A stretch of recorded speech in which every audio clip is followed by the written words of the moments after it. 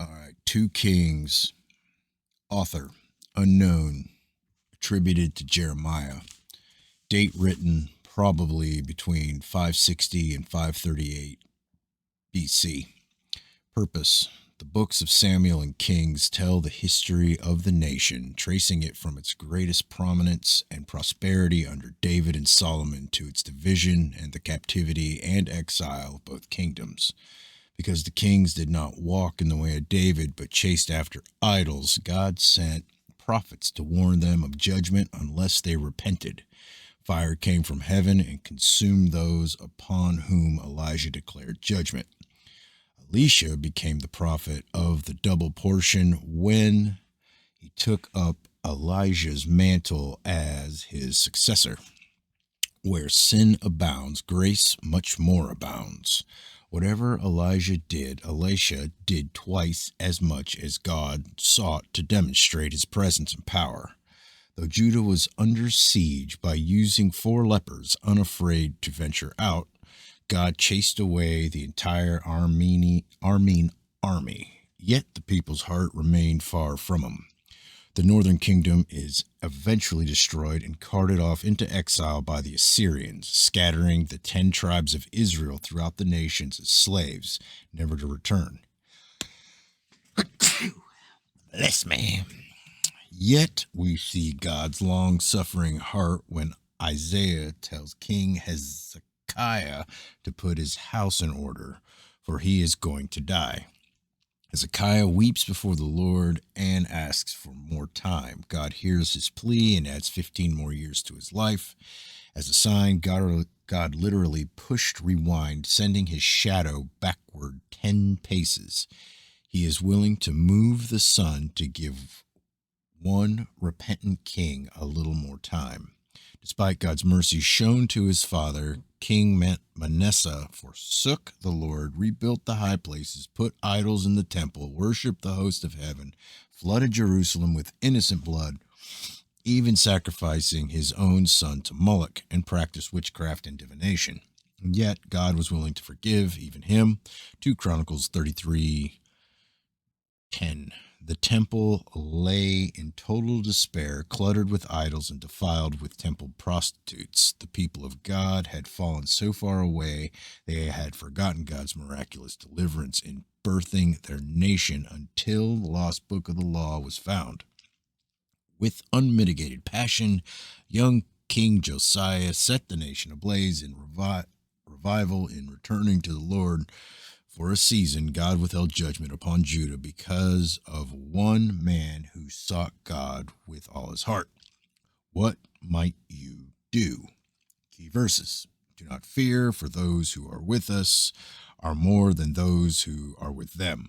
Then Elisha prayed and said, O Lord, I pray, open his eyes that he may see. And the Lord opened the servant's eyes, and he saw, and behold, the mountain was full of horses and chariots of fire all around Elisha. Because your heart was tender, and you have humbled yourself before the Lord, and wept before me, I truly have heard you, declares the Lord. Key people: Elisha, Shunammite woman, Naaman, Jehu, Ahab, Jezebel, Joash, Jeroboam II, Ahaz, Hezekiah, Sennacherib, Isaiah, Manasseh, Josiah, Nebuchadnezzar. All right, second book of Kings. Ahaziah's messengers meet Elijah. Now Moab rebelled against Israel after the death of Ahab, and Ahaziah fell through the lattice in his upper chamber, which was in Samaria, and became ill. So he sent messengers and said to them, Go inquire of Baal-zebub, the god of Ekron, whether I will recover from this sickness. But the angel of the Lord said to Elijah the Tishbite, Arise, go up to meet the messengers of the king of Samaria, and say to them, Is it because there is no God in Israel that you are going to inquire of Beelzebub, the god of Ekron? Now, therefore, thus says the Lord, you shall not come down from the bed where you have gone up, but you shall surely die. Then Elijah departed. When the messengers returned to him, he said to them, "Why have you returned?" They said to him, "A man came up to meet us and said to us, 'Go, return to the king who sent you, and say to him, Thus says the Lord, is it because there is no God in Israel that you are sending to inquire of Beelzebub, the god of Ekron? Therefore you shall not come down from the bed where you have gone up, but shall surely die.' He said to them, 'What kind of a man was he who came up to meet you and spoke these words to you?' They answered him, 'He was a hairy man with a leather girdle bound about his loins.' And he said, 'It is Elijah the Tishbite.' Then the king sent to him a captain of 50 with his 50, and he went up to him, and behold, he was sitting on top of the hill. And he said to him, 'O man of God, the king says, come down.' Elijah replied to the captain of 50, 'If I am a man of God, let fire come down from heaven and consume you and your 50. Then fire came down from heaven and consumed him and his 50. So he again sent to him another captain of 50 with his 50. And he said to him, O man of God, thus says the king, come down quickly.' Elijah replied to them, 'If I am a man of God, let fire come down from heaven and consume you and your 50. Then the fire of God came down from heaven and consumed him and his 50. So he again sent the captain of a third 50 with his 50. When the third captain of the 50 went up, he came and bowed down on his knees before Elijah and begged him and said to him, O man of God, please let my life and the lives of these 50 servants of yours be precious in your sight.' Behold, fire came down from heaven and consumed the first two captains of 50 with their 50s. But now let my life be precious in your sight." The angel of the Lord said to Elisha, "Go down with him. Do not be afraid of him." So he arose and went down with him to the king. Then he said to him, "Thus says the Lord, because you have sent messengers to inquire of Beelzebub, the god of Ekron, is it because there is no God in Israel to inquire of his word? Therefore you shall not come down from the bed where you have gone up, but shall surely die." Jehoram reigns over Israel. So Azah died according to the word of the Lord, which Elijah had spoken. And because he had no son, Joram became king in his place in the 2nd year of Joram, the son of Jehoshaphat, king of Judah. Now the rest of the acts of Ahaziah, which he did, are they not written in the book of Chronicles of the kings of Israel? All right, 2 Kings 2, Elijah taken to heaven. And it came about when the Lord was about to take Elijah by a whirlwind to heaven that Elijah went with Elisha from Gilgal. Elijah said to Elisha, "Stay here, please, for the Lord has sent me as far as Bethel." But Elisha said, "As the Lord lives and as you yourself live, I will not leave you." So they went down to Bethel. Then the sons of the prophets who were at Bethel came out of Elisha and said to him, "Do you know that the Lord will take away your master from over you today?" And he said, "Yes, I know. Be still." Elijah said to him, "Elisha, please stay here, for the Lord has sent me to Jericho." But he said, "As the Lord lives and as you yourself live, I will not leave you." So they came to Jericho. The sons of the prophets who were at Jericho approached Elisha and said to him, "Do you know that the Lord will take away your master from over you today?" And he answered, "Yes, I know. Be still." Then Elijah said to him, "Please stay here, for the Lord has sent me to the Jordan." And he said, "As the Lord lives and as you yourself live, I will not leave you." So the two of them went on. Now 50 men of the sons of the prophets went and stood opposite them at a distance, while the two of them stood by the Jordan. Elijah took his mantle and folded it together and struck the waters, and they were divided here and there, so that the two of them crossed over on dry ground. When they had crossed over, Elijah said to Elisha, "Ask what I shall do for you before I am taken from you." And Elisha said, "Please let a double portion of your spirit be upon me." He said, You have asked a hard thing. Nevertheless, if you see me when I am taken from you, it shall be so for you, but if not, it shall not be so." As they were going along and talking, behold, there appeared appeared a chariot of fire and horses of fire, which separated the two of them. And Elijah went up by a whirlwind to heaven. Elisha saw it and cried out, my father, the chariots of Israel and its horsemen. And he saw Elijah no more. Then he took hold of his own clothes and tore them into two pieces. He also took up the mantle of Elijah and fell from him and returned and stood by the bank of the Jordan. He took the mantle of Elijah that fell from him and struck the waters and said, where is the Lord, the God of Elijah? And when he also had struck the waters, they were divided here and there, and Elisha crossed over. Elisha succeeds Elijah. Now when the sons of the prophets who were at Jericho opposite him saw him, they said, the spirit of Elijah rests on Elisha. And they came to meet him and bowed themselves to the ground before him. They said to him, behold, now there are with your servants 50 strong men. Please let them go and search for your master. Perhaps the Spirit of the Lord has taken him up and cast him on some mountain or in some valley. And he said, you shall not send. But then they urged him until he was ashamed. He said, send. They sent therefore 50 men, and they searched 3 days, but did not find him. They returned to him while he was staying at Jericho, and he said to them, did I not say to you, do not go? Then the men of the city said to Elisha, behold, now the situation of the city is pleasant, as my Lord sees, but the water is bad, and the land is unfruitful. He said, bring me a new jar and put salt in it. So they brought it to him. He went out to the spring of water and threw salt in it and said, thus says the Lord, I have purified these waters. There shall not be from their death or unfruitfulness any longer. So the waters have been purified to this day, according to the word of Elisha, which he spoke. Then he went up from there to Bethel, and as he was going up by the way, young lads came out from the city and mocked him and said to him, go up, you bald head, go up, you bald head.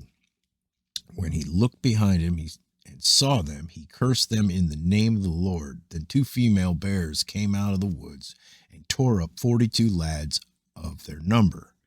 He went from there to Mount Carmel, and from there he returned to Samaria. All right, 2 Kings 3, Jeroham meets Moab rebellion. Jeroham, the son of Ahab, became king over Israel at Samaria in the 18th year of Jehoshaphat, king of Judah, and reigned 12 years. He did evil in the sight of the Lord, though not like his father and his mother, for he put away the sacred pillar of Baal, which his father had made. Nevertheless, he clung to the sins of Jeroboam the son of Nebat, which he made Israel sin. He did not depart from them. Now Mesha, king of Moab, was a sheep breeder, and he used to pay the king of Israel 100,000 lambs and the wool of 100,000 rams. But when Ahab died, the king of Moab rebelled against the king of Israel. And King Jehoram went out of Samaria at the time and mustered all Israel. Then he went and sent word to Jehoshaphat, the king of Judah, saying, the king of Moab has rebelled against me. Will you go with me to fight against Moab? And he said, I will go up. I am as you are, my people as your people, my horses as your horses. He said, which way shall we go up? And he answered, the way of the wilderness of Edom. So the king of Israel went up with the king of Judah and the king of Edom, and they made a circuit of 7 days' journey, and there was no water for the army or for the cattle that followed them. And the king of Israel said, alas, for the Lord has called these 3 kings to give them into the hand of Moab. But Jehoshaphat said, is there not a prophet of the Lord here, that we may inquire of the Lord by him? And one of the kings of Israel's servants answered and said, Elisha, the son of Shaphat, is here, who used to pour water on the hands of Elijah. Jehoshaphat said, the word of the Lord is with him. So the king of Israel and Jehoshaphat and the king of Edom went down to him. Now Elisha said to the king of Israel, what do I have to do with you? Go to the prophets of your father and to the prophets of your mother. And the king of Israel said to him, No, for the Lord has called these 3 kings together to give them into the hand of Moab. Elisha said, As the Lord of hosts lives, before whom I stand, were it not that I regard the presence of Jehoshaphat, the king of Judah, I would not look at you nor see you. But now bring me a minstrel. And it came about, when the minstrel played, that the hand of the Lord came upon him. He said, Thus says the Lord, make this valley full of trenches. For thus says the Lord, You shall not see wind, nor shall you see rain, yet the valley shall be filled with waters, so that you shall drink, both you and your cattle and your beasts. This is but a slight thing in the sight of the Lord. He will also give the Moabites into your hand. Then you shall strike every fortified city and every choice city, and fell every good tree, and stop all springs of water, and mar every good piece of land with stones. It happened in the morning, about the time of offering the sacrifice, that, behold, water came by the way of Edom, and the country was filled with water. Now all the Moabites heard that the kings had come up to fight against them, and all who were able to put on armor and older were summoned and stood on the border. They rose early in the morning, and the sun shone on the water, and the Moabites saw the water opposite them as red as blood. And they said, This is blood. The kings have surely fought together, and they have slain one another. Now therefore, Moab to the spoil. But when they came to the camp of Israel, the Israelites arose and struck the Moabites, so that they fled before them, and they went forward into the land, slaughtering the Moabites. Thus they destroyed the cities, and each one threw a stone on every piece of good land and filled it. So they stopped all the springs of water and felled all the good trees until the Kir Hareseth only they left its stones. However, the slingers went about it and struck it. When the king of Moab saw that the battle was too fierce for him, he took with him 700 men and drew swords to break through to the king of Edom, but they could not. Then he took his oldest son, who was to reign in his place, and offered him as a burnt offering on the wall. And there came great wrath against Israel, and they departed from him and returned to their own land. All right, 2 Kings 4, the widow's oil. Now a certain woman of the wives of the sons of the prophets cried out to Elisha, Your servant, my husband, is dead, and you know that your servant feared the Lord, and the creditor has come to take my 2 children to be his slaves. Elisha said to her, What shall I do for you? Tell me, what do you have in the house? And she said, Your maidservant has nothing in the house except a jar of oil. And he said, Go, borrow vessels at large for yourself from all your neighbors, even empty vessels. Do not get a few. And you shall go in and shut the door behind you and your sons, and pour out into all these vessels, and you shall set aside what is full. So she went from him, shut the door behind her and her sons. They were bringing the vessels to her, and she poured. When the vessels were full, she said to her son, Bring me another vessel. And he said to her, This is not one vessel more. There is not one vessel more. And the oil stopped. Then she came and told the man of God.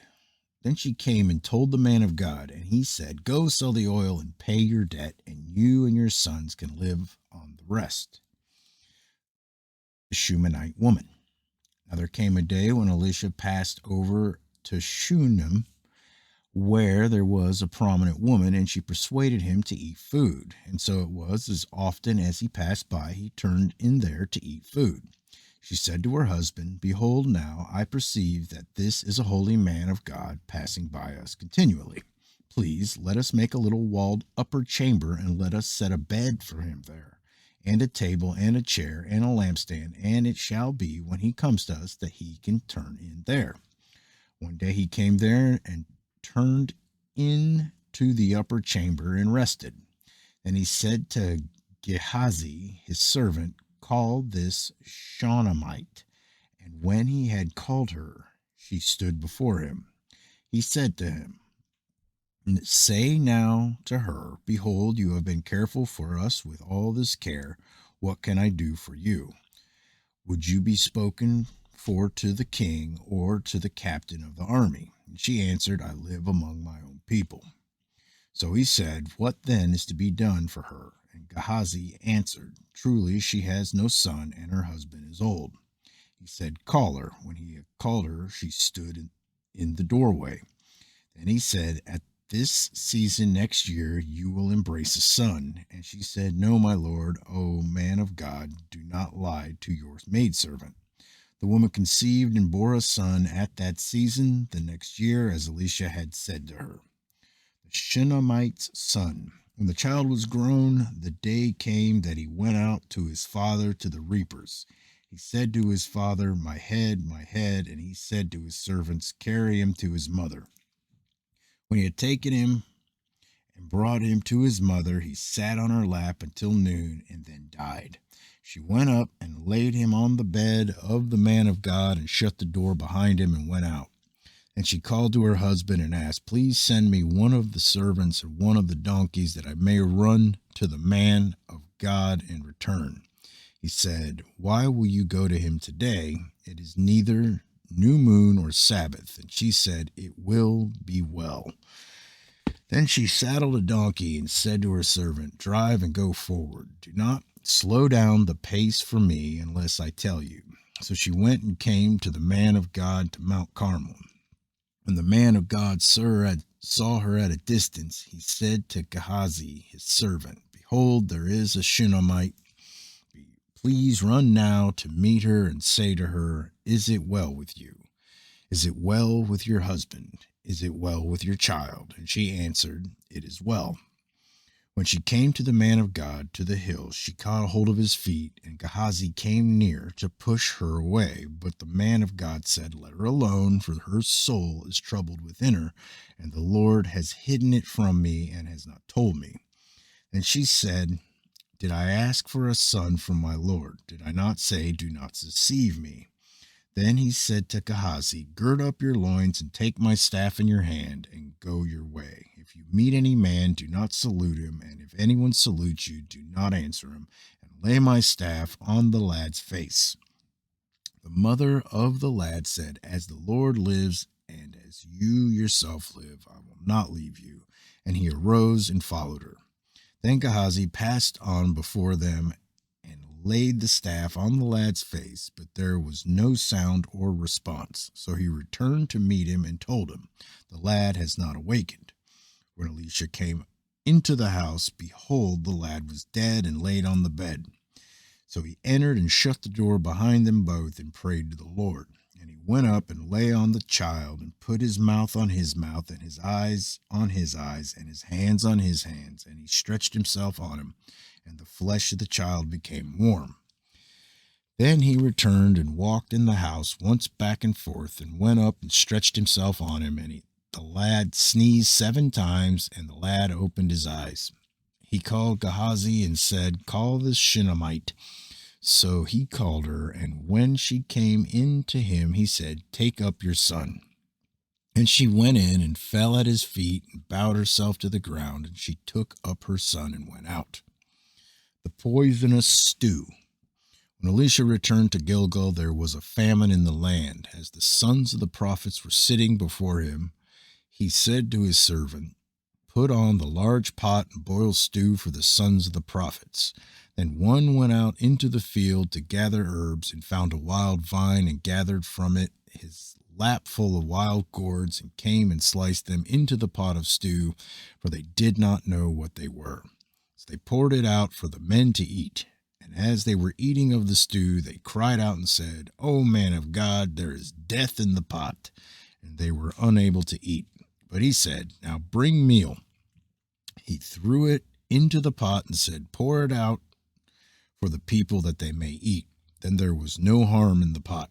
Now a man came from Baal Shalishah and brought the man of God bread of the first fruits, 20 loaves of barley and fresh ears of grain in his sack. And he said, give them to the people that they may eat. His attendant said, what will I set this before 100 men? No, he said, what will I set this before 100 men? But he said, give them to the people that they may eat, for thus says the Lord, they shall eat and have some left over. So he set it before them, and they ate and had some left over, according to the word of the Lord. All right, 2 Kings 5. Naaman is healed. Now, Naaman, captain of the army of the king of Aram, was a great man with his master and highly respected, because by him the Lord had given victory to Aram. The man was also a valiant warrior, but he was a leper. Now the Arameans had gone out in bands and had taken captive a little girl from the land of Israel, and she waited on Naaman's wife. She said to her mistress, I wish that my master were with the prophet who is in Samaria. Then he would cure him of his leprosy. Naaman went in and told his master, saying, Thus and thus spoke the girl who is from the land of Israel. Thus and thus spoke the girl who is from the land of Israel. Okay. Then the king of Aram said, Go now, and I will send a letter to the king of Israel. He departed and took with him 10 talents of silver and 6,000 shekels of gold and 10 changes of clothes. He brought the letter to the king of Israel, saying, And now, as this letter comes to you, behold, I have sent Naaman my servant to you, that you may cure him of his leprosy. When the king of Israel read the letter, he tore his clothes and said, Am I God to kill and to make alive, that this man is sending word to me to cure a man of his leprosy? But consider now and see how he is seeking a quarrel against me. It happened when Elisha, the man of God, heard that the king of Israel had torn his clothes, that he sent word to the king, saying, Why have you torn your clothes? Now let him come to me, and he shall know that there is a prophet in Israel. So Naaman came with his horses and his chariots, and stood at the doorway of the house of Elisha. Elisha sent a messenger to him, saying, Go and wash in the Jordan 7 times, and your flesh will be restored to you, and you will be clean. But Naaman was furious, and went away and said, Behold, I thought, he will surely come out to me, and stand and call on the name of the Lord his God, and wave his hand over the place, and cure the leper. Are not Abana and Pharpar, the rivers of Damascus, better than all the waters in Israel? Could I not wash in them and be clean? So he turned away and went away in rage. Then his servants came near and spoke to him, saying, My father, had the prophet told you to do some great thing, would you not have done it? How much more then would he says to you, Wash and be clean? So he went down and dipped himself 7 times in the Jordan, according to the word of the man of God, and his flesh was restored like the flesh of a little child, and he was clean. Ghazi's greed. When he returned to the man of God with all his company, and came and stood before him, he said, Behold, now I know that there is no God in all the earth but in Israel, so please take a present from your servant now. But he said, As the Lord lives, before whom I stand, I will take nothing. And he urged him to take it, but he refused. Naaman said, If not, please let your servant at least be given 2 mules' load of earth, for your servant will no longer offer burnt offerings, nor will he sacrifice to other gods, but to the Lord. In this manner may the Lord pardon your servant. When my master goes into the house of Rimmon to worship there, and he leans on my hand, and I bow myself in the house of Rimmon, when I bow myself in the house of Rimmon, the Lord pardon your servant in this matter. He said to him, Go in peace. So he departed from him some distance. But Gehazi, the servant of Elisha, the man of God, thought, Behold, my master has spared this Naaman and Aramean by not receiving from his hands what he brought. As the Lord lives, I will run after him and take something from him. So Gehazi pursued Naaman. When Naaman saw one running after him, he came down from the chariot to meet him and said, Is all well? He said, All is well. My master has sent me, saying, Behold, just now 2 young men of the sons of the prophets have come to me from the hill country of Ephraim. Please give them a talent of silver and 2 changes of clothes. Naaman said, be pleased to take 2 talents. And he urged him, and bound 2 talents of silver in 2 bags and 2 changes of clothes, and gave them to 2 of his servants, and they carried them before him. When he came to the hill, he took them from their hand and deposited them in the house, and he sent the men away, and they departed. But he went in and stood before his master, and Elisha said to him, "Where have you been, Gehazi?" And he said, "Your servant went nowhere." Then he said to him, "Did not my heart go with you when the man turned from his chariot to meet you? Is it a time to receive money and to receive clothes and olive groves and vineyards and sheep and oxen and male and female servants? Therefore, the leprosy of Naaman shall cling to you and to your descendants forever." So he went out from his presence, a leper as white as snow. All right, 2 Kings 6. The axe head recovered. Now the sons of the prophets said to Elisha, "Behold now, the place before you where we are living is too limited for us. Please let us go to the Jordan, and each of us take from there a beam, and let us make a place there for ourselves where we may live." So he said, "Go." And one said, "Please be willing to go with your servants." And he answered, "I shall go." So he went with them, and when they came to the Jordan, they cut down trees. But as one was felling a beam, the axe head fell into the water, and he cried out and said, "Alas, my master, for it was borrowed." And the man of God said, "Where did it fall?" And when he showed him the place, he cut off a stick and threw it in there, and made the iron float. He said, "Take it up for yourself." So he put out his hand and he took it. The Arameans plot to capture Elisha. Now the king of Aram was warring against Israel, and he counseled with his servants, saying, "In such and such a place shall be my camp."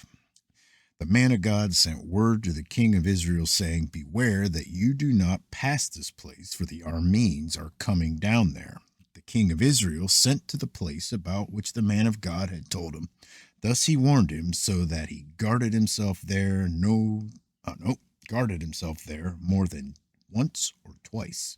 Now the heart of the king of Aram was enraged over this thing, and he called his servants and said to them, "Will you tell me which of us is for the king of Israel?" One of his servants said, "No, my lord, O king, but Elisha, the prophet who is in Israel, tells the king of Israel the words that you speak in your bedroom." So he said, "Go and see where he is, and I may send and take him." And it was told him, saying, "Behold, he is in Dothan." He sent horses and chariots and a great army there, and they came by night and surrounded the city. Now when the attendant of the man of God had risen early and gone out, behold, an army with horses and chariots was circling the city. And his servant said to him, "Alas, my master, what shall we do?" So he answered, "Do not fear, for those who are with us are more than those who are with them." Then Elisha prayed and said, "O Lord, I pray, open his eyes that he may see." And the Lord opened the servant's eyes, and he saw, and behold, the mountain was full of horses and chariots of fire all around Elisha. When they came down to him, Elisha prayed to the Lord and said, "Strike this people with blindness, I pray." So he struck them with blindness according to the word of Elisha. And Elisha said to them, "This is not the way, nor is this the city. Follow me, and I will bring you to the man whom you seek." And he brought them to Samaria.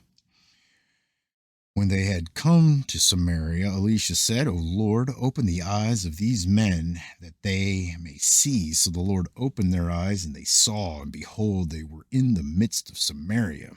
And the king of Israel, when he saw them, said to Elisha, "My father, shall I kill them? Shall I kill them?" He answered, "You shall not kill them. What would you kill those you have taken captive with your sword and with your bow? So set bread and water before them,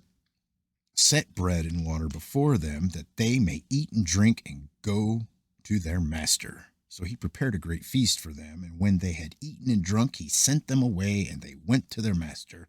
And the marauding bands of Arameans did not come again into the land of Israel. The siege of Samaria, cannibalism. Now it came about after this that Ben-Ah, Adad, king of Armon, gathered all his army and went up and besieged Samaria. There was a great famine in Samaria, and behold, they besieged it until a donkey's head was sold for 80 shekels of silver, and a fourth of a cob of dove's dung for 5 shekels of silver. As the king of Israel was passing by on the wall, a woman cried out to him, saying, "Help, my lord, O king." He said, "If the Lord does not help you, from where shall I help you? From the threshing floor or from the winepress?" And the king said to her, "What is the matter with you?" And she answered, "This woman said to me, 'Give your son that we may eat him today, and we will eat my son tomorrow.'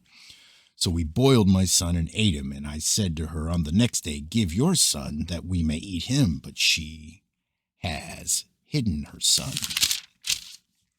When the king heard the words of the woman, he tore his clothes. Now he was passing by on the wall, and the people looked, and behold, he had sackcloth beneath on his body.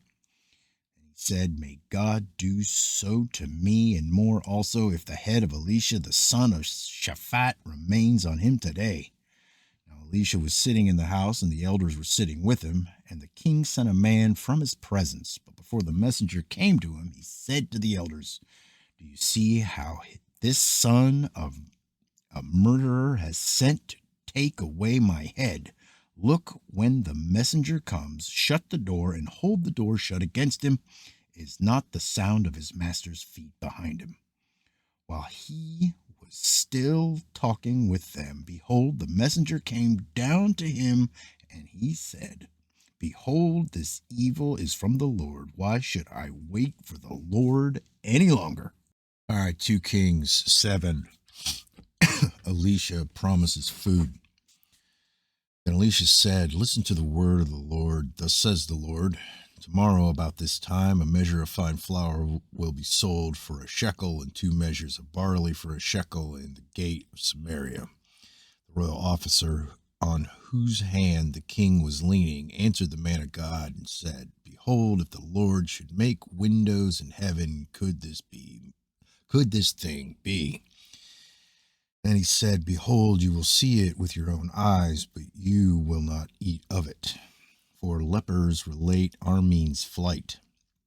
Now there were 4 leprous men at the entrance of the gate, and they said to one another, "Why do we sit here until we die?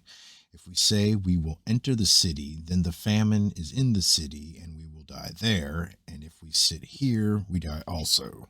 Now therefore come and let us go over to the camp of the Arameans. If they spare us, we will live, and if they kill us, we will but die." They arose at twilight to go to the camp of the Arameans. When they came to the outskirts of the camp of the Arameans, behold, there was no one there. For the Lord had caused the army of the Arameans to hear a sound of chariots and the sound of horses, even the sound of a great army, so that they said to one another, "Behold, the king of Israel has hired against us the kings of the Hittites and the kings of the Egyptians to come upon us." Therefore they arose and fled in the twilight, and left their tents and their horses and their donkeys, even the camp just as it was, and fled for their life. When these lepers came to the outskirts of the camp, they entered one tent and ate and drank, and carried from there silver and gold and cloths, and went and hid them. And they returned and entered another tent, and carried from there also, and went and hid them. Then they said to one another, "We are not doing right. This day is a day of good news, but we are keeping silent. If we wait until morning light, punishment will overtake us. Now therefore come, let us go and tell the king's household." So they came and called to the gatekeepers of the city, and they told them, saying, "We came to the camp of the Arameans, and behold, there was no one there, nor the voice of man, only the horses tied and the donkeys tied, and the tents just as they were." The gatekeepers called and told it within the king's household. Then the king arose in the night and said to his servants, "I will now tell you what the Arameans have done to us. They know that we are hungry, therefore they have gone from the camp to hide themselves in the field, saying, When they come out of the city, we will capture them alive and get into the city." One of his servants said, "Please let some men take 5 of the horses which remain, which are left in the city. Behold, they will be in any case like all the multitude of Israel who are left in it. Behold, they will be in any case like all the multitude of Israel who have already perished. So let us send and see." They took, therefore, 2 chariots with horses, and the king sent after the army of the Arameans, saying, "Go and see." The promise fulfilled. They went after them to the Jordan, and behold, all the way was full of clothes and equipment which the Arameans had thrown away in their haste. Then the messengers returned and told the king. So the people went out and plundered the camp of the Arameans. Then a measure of fine flour was sold for a shekel, and 2 measures of barley for a shekel, according to the word of the Lord. Now the king appointed the royal officer on whose hand he learned to have charge of the gate. He leaned to have charge of the gate, but the people trampled on him at the gate, and he died, just as the man of God had said, who spoke when the king came down to him. It happened just as the man of God had spoken to the king, saying, 2 measures of barley for a shekel and a measure of fine flour for a shekel will be sold tomorrow about this time at the gate of Samaria. And the royal officer answered the man of God and said, "Now behold, if the Lord should make windows in heaven, could such a thing be?" And he said, "Behold, you will see it with your own eyes, but you will not eat of it." And so it happened to him, for the people trampled on him at the gate, and he died. 2 Kings 8. Jeroham restores the Shunammite's land. Now Elisha spoke to the woman whose son had restored to life, saying, "Arise and go with your household and sojourn wherever you can sojourn, for the Lord has called for a famine, and it will even come on the land for 7 years." So the woman arose and did according to the word of the man of God, and she went with her household and sojourned in the land of the Philistines 7 years. At the end of 7 years, the woman returned from the land of the Philistines, and she went out to appeal to the king for her house and for her field. Now the king was talking with Gehazi, the servant of the man of God, saying, "Please relate to me all the great things that Elisha has done." As he was relating to the king how he had restored to life the one who was dead, behold, the woman whose son had restored to life appealed to the king for her house and for her field. And Gehazi said, "My lord, O king, this is the woman, and this is her son, whom Elisha restored to life." When the king asked the woman, she related it to him. So the king appointed for her a certain officer, saying, "Restore all that was hers, and all the produce of the field from the day that she left the land even until now." Elisha predicts evil from Hazael. Then Elisha came to Damascus. Now Ben-Hadad, king of Aram, was sick, and it was told to him, saying, "The man of God has come here." The king said to Hazael, "Take a gift in your hand and go to meet the man of God and inquire of the Lord by him, saying, 'Will I recover from the sickness?'" So Hazael went to meet him and took a gift in his hand, even every kind of good thing of Damascus, 40 camel loads. And he came and stood before him and said, "Your son Ben-Hadad, king of Aram, has sent me to you, saying, 'Will I recover from this sickness?'" And Elisha said to him, "Go, say to him, 'You will surely recover, but the Lord has shown me that he will certainly die.'" He fixed his gaze steadily on him until he was ashamed, and the man of God wept. Hazael said, "Why does my Lord weep?" Then he answered, "Because I know the evil that you will do to the sons of Israel. Their strongholds you will set on fire, and their young men you will kill with the sword, and their little ones you will dash in pieces, and their women with child you will rip up." Then Hazael said, "But what is your servant, who is but a dog, that he should do this great thing?" And Elisha answered, "The Lord has shown me that you will be king over Aram." So he departed from Elisha and returned to his master, who said to him, "What did Elisha say to you?" And he answered, "He told me that you would surely recover." On the following day, he took the cover and dipped it in water and spread it on his face so that he died, and Hazael became king in his place. Another Jehoram reigns in Judah. Now, in the 5th year of Joram, the son of Ahab, king of Israel, Jehoshaphat being then the king of Judah, Jeroham, the son of Jehoshaphat, king of Judah, became king. He was 32 years old when he became king, and he reigned 8 years in Jerusalem. He walked in the way of the kings of Israel, just as the house of Ahab had done, for the daughter of Ahab became his wife, and he did evil in the sight of the Lord.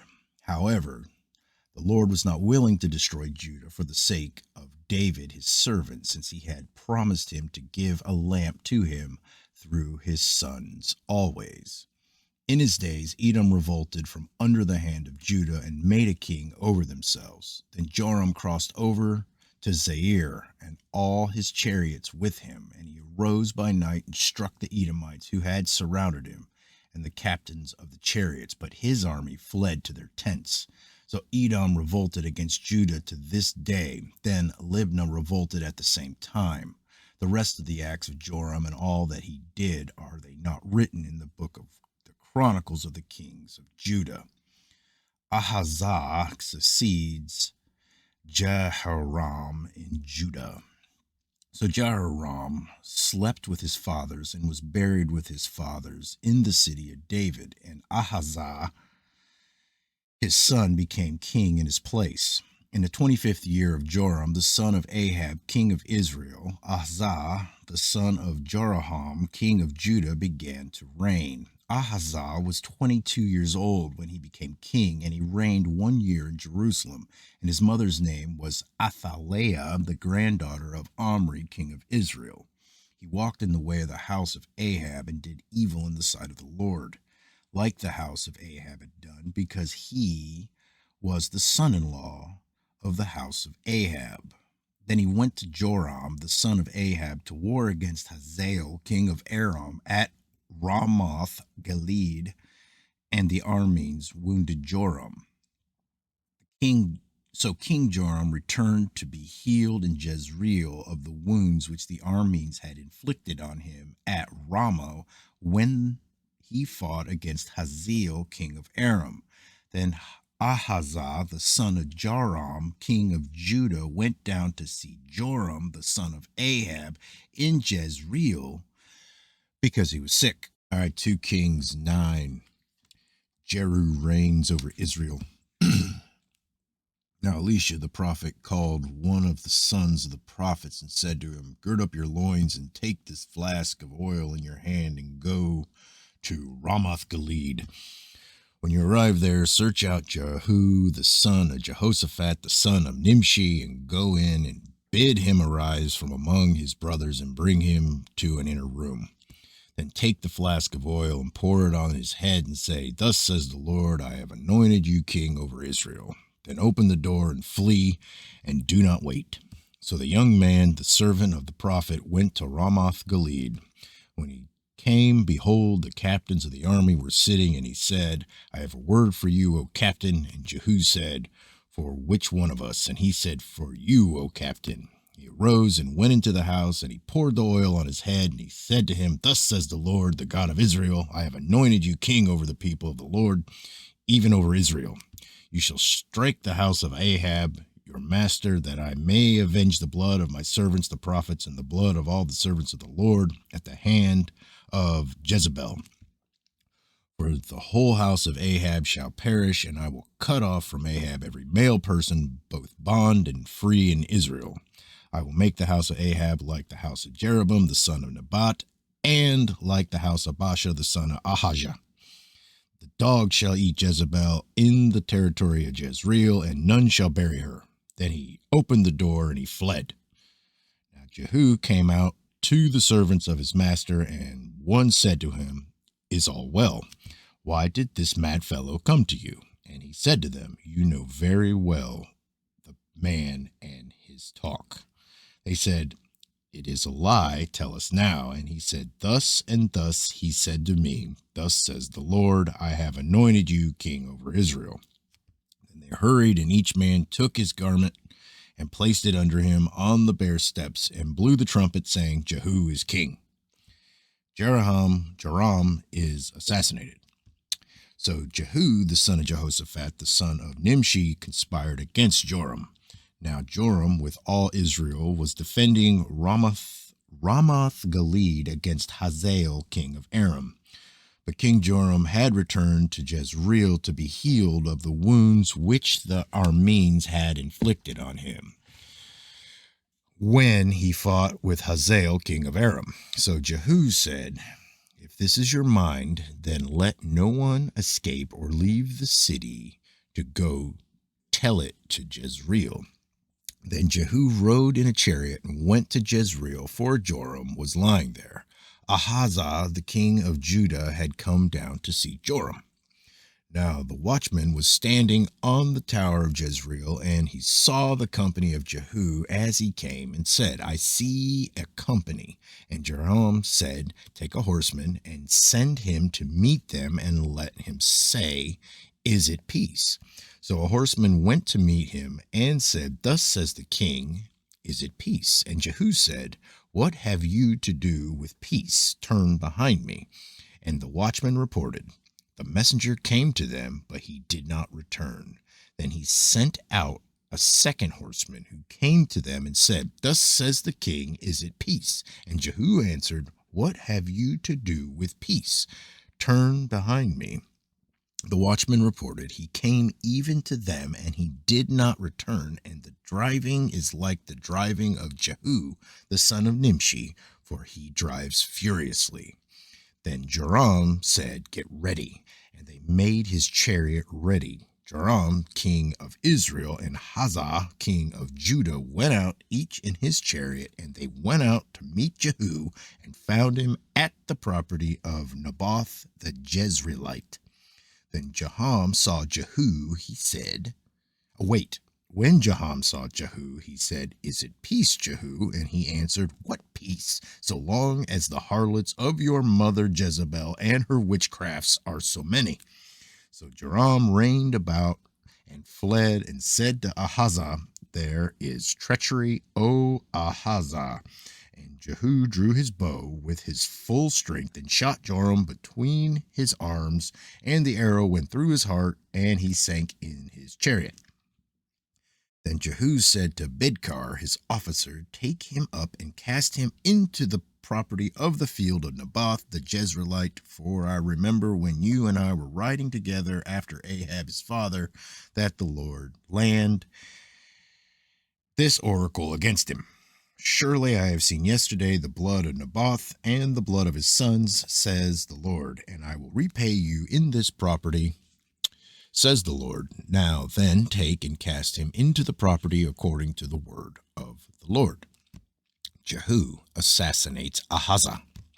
When Ahazah, the king of Judah, saw this, he fled by the way of the garden house, and Jehu pursued him and said, Shoot him too in the chariot. So they shot him at the ascent of Gur, which is in Ibleam. But he fled to Megiddo and died there. Then his servants carried him in a chariot to Jerusalem and buried him in his grave with his fathers in the city of David. Now in the 11th year of Joram, the son of Ahab, Ahazah, became king over Judah. When Jehu came to Jezreel, Jezebel heard of it, and she painted her eyes and adorned her head and looked out the window. Hence the term Jezebel.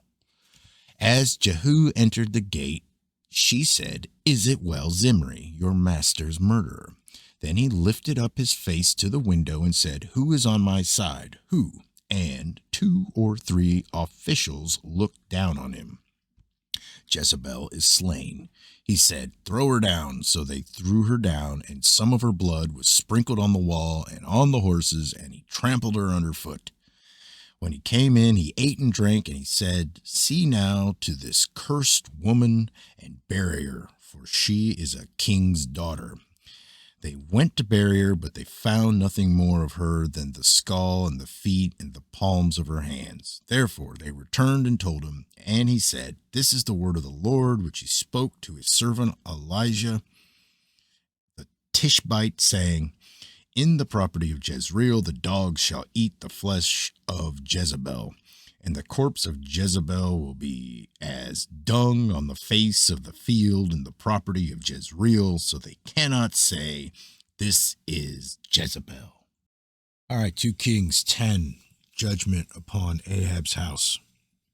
Now Ahab had 70 sons in Samaria, and Jehu wrote letters and sent them to Samaria, to the rulers of Jezreel, the elders, and to the guardians of the children of Ahab, saying, Now when this letter comes to you, since your master's sons are with you, as well as all the chariots and horses and the fortified city and the weapons, select the best and fittest of your master's sons and set him on his father's throne and fight for your master's house.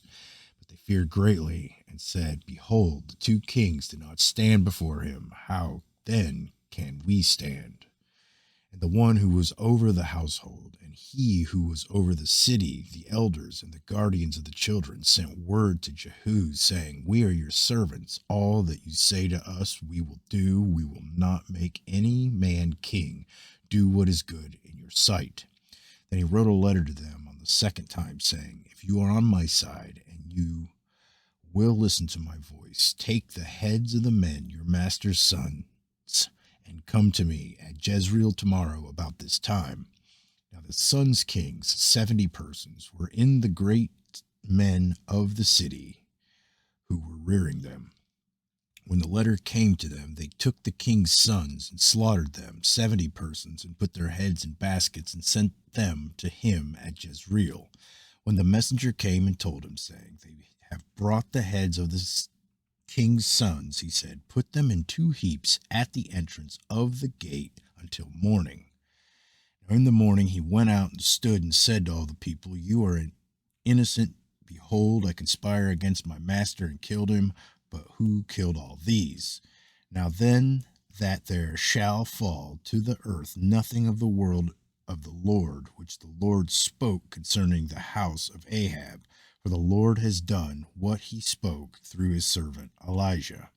So Jehu killed all who remained of the house of Ahab in Jezreel, and all his great men and his acquaintances and his priests, until he left him without a survivor. Then he arose and departed and went to Samaria. On the way, while he was at Betheked of the shepherds. On the way, while he was at Beth-eked of the shepherds, Jehu met the relatives of Ahaziah, king of Judah, and said, Who are you? And they answered, We are the relatives of Ahaziah, and we have come down to greet the sons of the king and the sons of the queen mother. He said, Take them alive. So they took them alive and killed them at the pit of Beth-eked, 42 men, and he left none of them. Now, when he had departed from there, he met Jehonadab, the son of Rechab, coming to meet him. And he greeted him and said to him, Is your heart right, as my heart is with your heart? And Jehonadab answered, It is. Jehu said, If it is, give me your hand. And he gave him his hand, and he took him up to him into the chariot. He said, Come with me and see my zeal for the Lord. So he made him ride in his chariot. When he came to Samaria, he killed all who remained to Ahab in Samaria until he had destroyed him, according to the word of the Lord, which he spoke to Elijah. Jehu destroys Baal worshippers. Then Jehu gathered all the people and said to them, Ahab served Baal a little. Jehu will serve him much. Now summon all the prophets of Baal, all of his worshippers, and all of his priests. Let no one be missing, for I have a great sacrifice for Baal. Whoever is missing shall not live. But Jehu did it in cunning, so that he might destroy the worshippers of Baal. And Jehu said, Sanctify a solemn assembly for Baal, and they proclaimed it. Then Jehu sent throughout Israel all the worshippers. Then Jehu sent throughout Israel, and all the worshippers of Baal came, so that there was not a man left who did not come. And when they went into the house of Baal was filled from one end to the other. He said to the one who was in charge of the wardrobe, "Bring out the garments for all the worshippers of Baal." So he brought out the garments for them. Jehu went into the house of Baal with Jehonadab, the son of Rechab, and he said to the worshippers of Baal, "Search and see that there is here with you none of the servants of the Lord, but only the worshippers of Baal." Then they went into the offer sacrifices and burnt offerings. Now Jehu had stationed for himself 80 men outside, and he had said, "The one who permits any of the men whom I bring into your hands to escape shall give up his life in exchange." Then it came about, as soon as he had finished offering the burnt offering, that Jehu said to the guard and to the royal officers, "Go in, kill them, let none come out." They killed them with the edge of the sword, and the guard and the royal officers threw them out and went to the inner room of the house of Baal. They brought out the sacred pillars of the house of Baal and burned them. They also broke down the sacred pillar of Baal and broke down the house of Baal and made it a latrine to this day. Thus Jehu eradicated Baal out of Israel. However, as for the sins of Jeroboam the son of Nebat, which he made Israel sin, from these Jehu did not depart, even the golden calves that were at Bethel and that were at Dan. The Lord said to Jehu, "Because you have done well in executing what is right in my eyes, and have done to the house of Ahab according to all that was in my heart, your sons of the fourth generation shall sit on the throne of Israel." But Jehu was not careful to walk in the law of the Lord, the God of Israel, with all his heart. He did not depart from the sins of Jeroboam, which he made Israel sin. In those days the Lord began to cut off portions from Israel, and Hazael defeated them throughout the territory of Israel, from the Jordan eastward, all the land of Gilead, the Gadites and the Reubenites and the Manassites from Aror, which is by the valley of the Arnon, even Gilead and Bashan. Jehoahaz succeeds Jehu. Now the rest of the acts of Jehu and all that he did and all his might, are they not written in the book of Chronicles of the kings of Israel?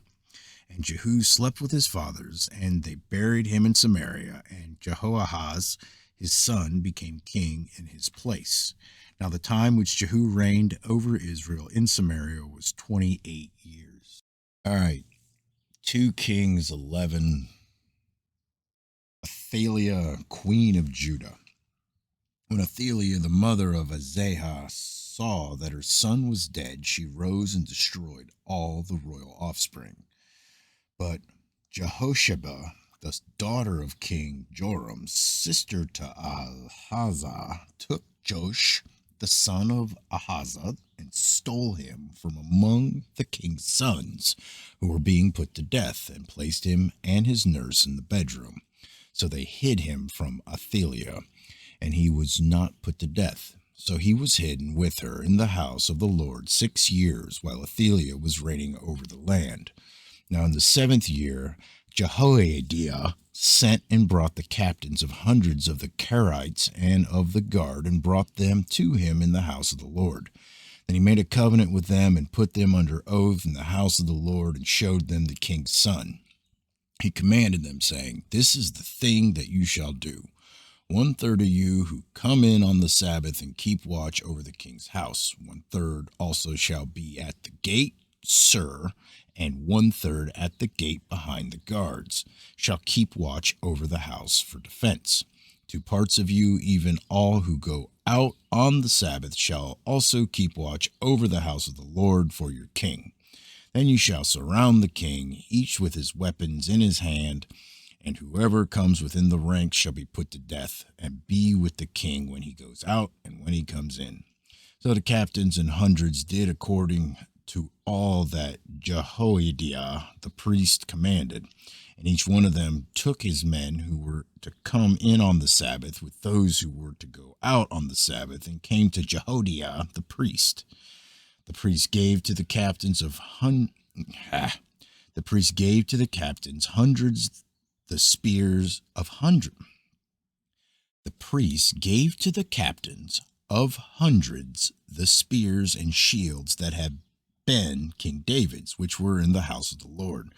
The guards stood, each with his weapons in his hand, from the right side of the house to the left side of the house, by the altar and by the house around the king. Then he brought the king's son out and put the crown on him and gave him the testimony. And they made him king and anointed him, and they clapped their hands and said, "Long live the king."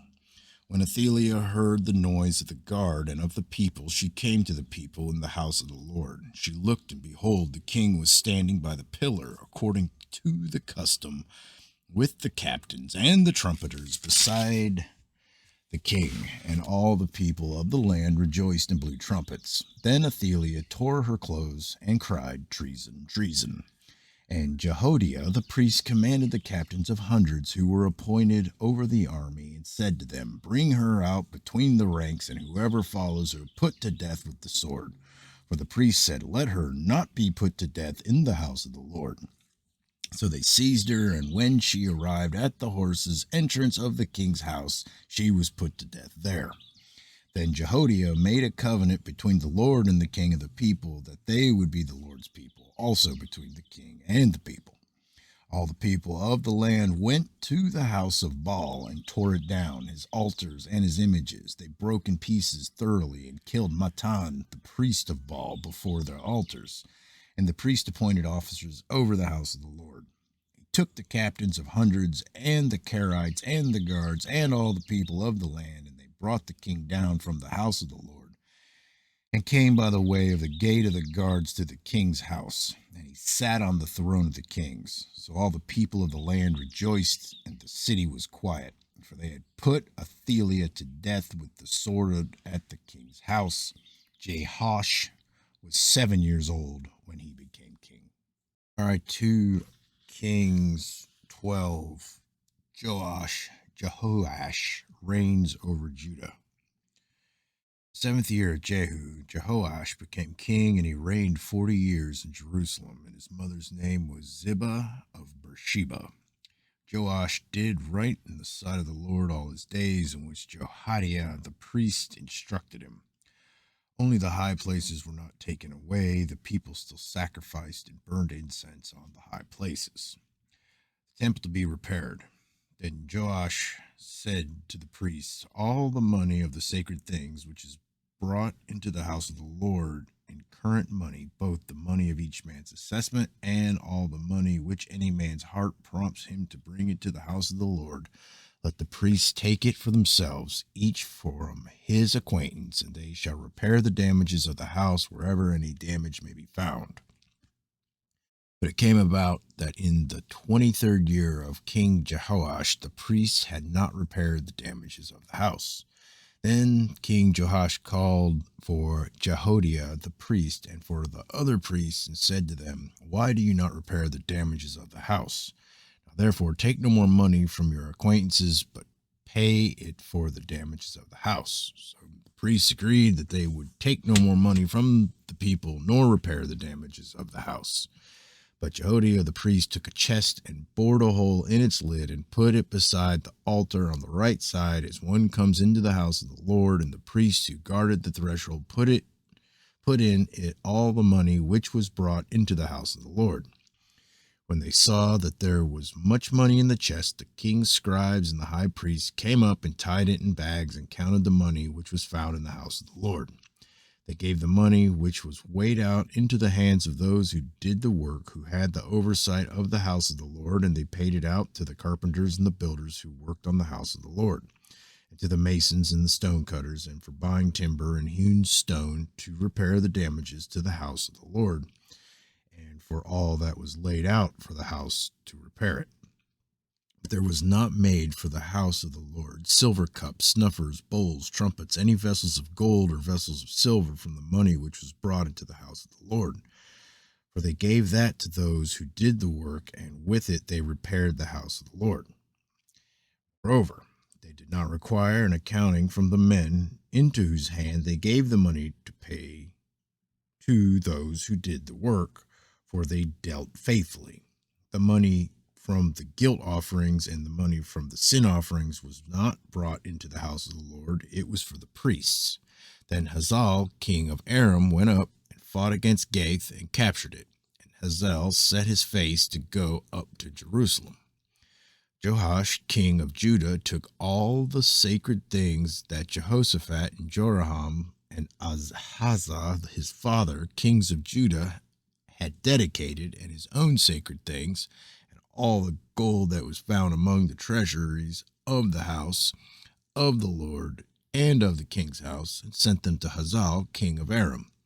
Then he went away from Jerusalem. Joash succeeded by Amaziah in Judah. Now the rest of the acts of Joash and all that he did, are they not written in the book of Chronicles of the kings of Judah? His servants arose and made a conspiracy and struck down Joash at the house of Millo as he was going down to Silla. For Joaskar, the son of Shemith, and Jehozabad, the son of Shomer, his servants, struck him and he died, and they buried him with his fathers in the city of David. And Amaziah, his son, became king in his place. All right, 2 Kings 13. Kings of Israel, Jehoahaz and Joash. In the 23rd year of Joash, the son of Ahaziah, king of Judah, Jehoahaz, the son of Jehu, became king over Israel at Samaria, and he reigned 17 years. He did evil in the sight of the Lord and followed the sins of Jeroboam, the son of Nebat, with which he made Israel sin. He did not turn from them. So the anger of the Lord was kindled against Israel, and he gave them continually into the hand of Hazael, king of Aram, and into the hand of Ben-Hadad, the son of Hazael. Then Jehoahaz entreated the favor of the Lord, and the Lord listened to him, for he saw the oppression of Israel, how the king of Aram oppressed them. The Lord gave Israel a deliverer, so that they escaped from under the hand of the Arameans, and the son of Israel lived in their tents as formerly. Nevertheless, they did not turn away from the sins of the house of Jeroboam, with which he made Israel sin, but walked in them.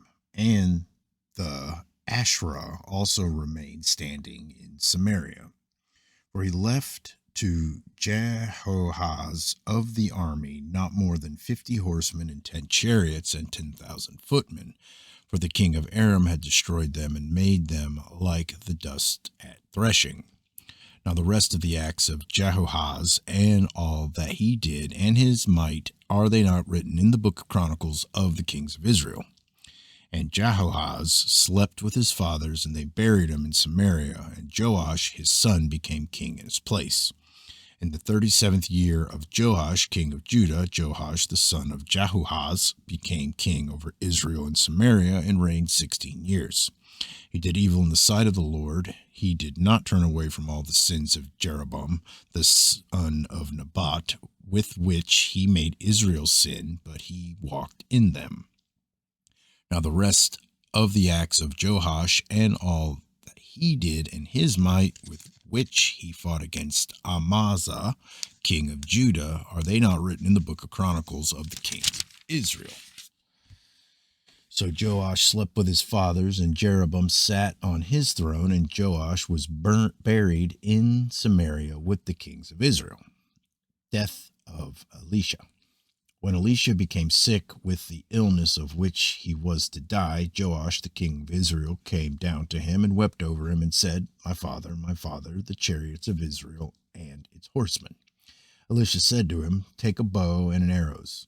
So he took a bow and arrows. Then he said to the king of Israel, put your hand on the bow. And he put his hand on it. And Elisha laid his hands on the king's hands. He said, open the window towards the east. And he opened it. Then Elisha said, shoot. And he shot. And he said, the Lord's arrow of victory, even the arrow of victory over Aram, for you will defeat the Arameans at Aphek until you have destroyed them. Then he said, take the arrows, and he took them. And he said to the king of Israel, strike the ground. And he struck it 3 times and stopped. So the man of God was angry with him and said, you should have struck 5 or 6 times. Then you would have struck Aram until you would have destroyed it. But now you shall strike Aram only 3 times. Elisha died, and they buried him. Now the bands of the Moabites would invade the land in the spring of the year. As they were burying a man, behold, they saw a marauding band, and they cast the man into the grave of Elisha. And when the man touched the bones of Elisha, he revived and stood up on his feet. Now Hazael, the king of Aram, had oppressed Israel all the days of Jehoahaz. But the Lord was gracious to them and had compassion on them and turned to them because of his covenant with Abraham, Isaac, and Jacob, and would not destroy them or cast them from his presence until now. When Hazael, king of Aram, died, Ben-Hadad, his son, became king in his place. Then Joash, the son of Jehoahaz, took again from the hand of Ben-Hadad, the son of Hazael, the cities which he had taken in war from the hand of Jehoahaz, his father. 3 times Joash defeated him and recovered the cities of Israel. All right, 2 Kings 14. Amazah reigns over Judah. In the 2nd year of Joash, son of Joahaz, king of Israel, Amaz, the son of Joash, king of Judah, became king. He was 25 years old when he became king, and he reigned 29 years in Jerusalem. And his mother's name was Jehoaddan of Jerusalem. He did right in the sight of the Lord, yet not like David his father. He did according to all that Joash his father had done. Only the high places were not taken away. The people still sacrificed and burned incense on the high places. Now it came about as soon as the kingdom was firmly in his hand that he killed his servants and had slain the king his father. But the sons of the slayers he did not put to death, according to what is written in the book of law of Moses. And the Lord commanded, saying, the father shall not be put to death for the sons, nor the sons be put to death for the fathers, but each shall be put to death of his own sin. He killed of Edom in the valley of Salt 10,000, and took Selah by war, and named it Joktheel to this day. Then Amazah sent messengers to Jehoash, the son of Jehoahaz, son of Jehu, king of Israel, saying, come, let us face each other. Jehoash, king of Israel, sent Amazah, king of Judah, saying, the thorn bush which was in Lebanon sent to the cedar which was in Lebanon, saying, give your daughter to my son in marriage. But there passed by a wild beast that was in Lebanon and trampled the thorn bush. You have indeed defeated Edom, and your heart has become proud. Enjoy your glory and stay at home, for why should you provoke trouble so that you, even you, would fall, and Judah with you? But Amazah would not listen, so Joash, king of Israel, went up, and he heard Amazah, king of Judah, face each other at Beth Shemesh, which belongs to Judah. Judah was defeated by Israel, and they fled each to his tent. Then Joash, king of Israel, captured Amazah, king of Judah, the son of Joash, the son of Ahaziah, at Beth Shemesh, and came to Jerusalem and tore down the wall of Jerusalem from the gate of Ephraim to the corner gate, 400 cubits. He took all the gold and silver and all the utensils which were found in the house of the Lord and in the treasuries of the king's house, the hostages also, and returned to Samaria. Jeroboam II succeeds Jehoash in Israel. Now the rest of the acts of Jehoash, which he did, and his might, and how he fought with Amazah, king of Judah, are they not written in the book of Chronicles of the kings of Israel? So Jehoash slept with his fathers and was buried in Samaria with the kings of Israel. And Jeroboam his son became king in his place. Uzziah succeeds Amazah in Judah. Amaziah, the son of Joash, king of Judah, lived 15 years, and after the death of Jehoash, son of Jehoahaz, king of Israel. Now the rest of the acts of Amaziah, are they not written in the book of Chronicles of the kings of Judah? They conspired against him in Jerusalem, and he fled to Lachish. But they sent after him to Lachish and killed him there. Then they brought him on horses, and he was buried at Jerusalem with his fathers in the city of David. All the people of Judah took Azariah, who was 16 years old, and made him king in the place of his father Amaziah. He built Eleth, then restored it to Judah after the king slept with his fathers. In the 15th year of Amaziah the son of Joash, king of Judah, Jeroboam the son of Joash, king of Israel, became king in Samaria and reigned 41 years. He did evil in the sight of the Lord. He did not depart from all the sins of Jeroboam the sons of Nebat, which he made Israel sin. He restored the border of Israel from the entrance of Hamath as far as the sea of Arabah, according to the word of the Lord, the God of Israel, which he spoke through his servants Jonah, the son of Amittai, the prophet, who was of Gath-hepher. For the Lord saw the affliction of Israel, which was very bitter, for there was neither bond nor fee, nor was there any helper for Israel. The Lord did not say that he would blot out the name of Israel from under heaven, but he saved them by the hand of Jeroboam the son of Joash. Zechariah reigns over Israel. Now the rest of the acts of Jeroboam and all that he did in his might, how he fought and how he recovered for Israel Damascus and Hamath, which had belonged to Judah, are they not written in the book of Israel, of the book of Chronicles of the king of Israel? And Jeroboam slept with his fathers, even with the kings of Israel, and Zechariah his son became king in his place. 2 Kings 15, series of kings. Uzzah, over Judah. In the 27th year of Jeroboam, king of Israel, Azariah, son of Amaziah, king of Judah, became king. He was 16 years old when he became king, and he reigned 52 years in Jerusalem. And his mother's name was Jechaliah of Jerusalem. He did right in the sight of the Lord according to all that his father Amaziah had done. Only the high places were not taken away. The people still sacrificed and burned incense on the high places. The Lord struck the king so that he was a leper to the day of his death, and he lived in a separate house, while Jotham, the king's son, was over the household, judging the people of the land. Now the rest of the acts of Azariah and all that he did, are they not written in the book of Chronicles of the kings of Judah? And Azariah slept with his fathers, and they buried him with his fathers in the city of David, and Jotham his son became king in his place. Zechariah over Israel. In the 38th year of Azariah, king of Judah, Zechariah the son of Jeroboam became king over Israel in Samaria for 6 months. He did evil in the sight of the Lord, as his fathers had done. He did not depart from the sins of Jeroboam the son of Nebat, which he made Israel sin. The Shalom the son of Jabash conspired against him and struck him before the people and killed him and reigned in his place. Now the rest of the acts of Zechariah, behold, they are written in the book of Chronicles of the kings of Israel. This is the word of the Lord, which he spoke to Jehu, saying, Your sons to the 4th generation shall sit on the throne of Israel. And so it was. Shallum, son of Jabash, became king in the 39th year of Uzziah, king of Judah, and he reigned 1 month in Samaria.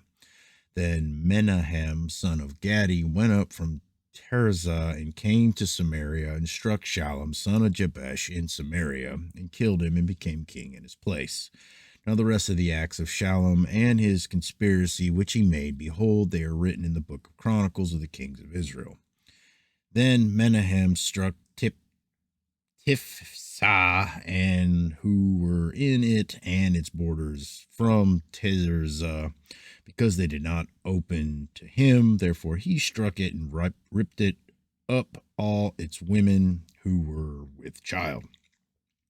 Menahem over Israel. In the 39th year of Azariah, king of Judah, Menahem, son of Gadi, became king over Israel and reigned 10 years in Samaria. He did evil in the sight of the Lord. He did not depart all his days from the sins of Jeroboam, the son of Nebat, which he made Israel sin. Pul, king of Assyria, came against the land, and Menahem gave Pul 1,000 talents of silver so that his hand might be with him to strengthen the kingdom under his rule. Then Menahem exacted the money from Israel, even from all the mighty men of wealth, from each man 50 shekels of silver to pay the king of Assyria. So the king of Assyria returned and did not remain there in the land. Now the rest of the acts of Menahem and all that he did, are they not written in the book of Chronicles of the kings of Israel? And Menahem slept with his fathers, and Pekah, his son, became king in his place. Pekah over Israel. In the 15th year of Azariah, king of Judah, Pekah, son of Menahem, became king over Israel in Samaria and reigned 2 years. He did evil in the sight of the Lord. He did not depart from the sins of Jeroboam, son of Nebat, which he made Israel sin. Then Pekah, son of Ramallah, his officer, conspired against him and struck him in Samaria, in the castle of the king's house, with Argob and Ariah. And with him were 50 men of the Gileadites, and he killed him and became king in his place. Now the rest of the acts of Pekah and all that he did, behold, they are written in the book of Chronicles of the kings of Israel. Pekah over Israel.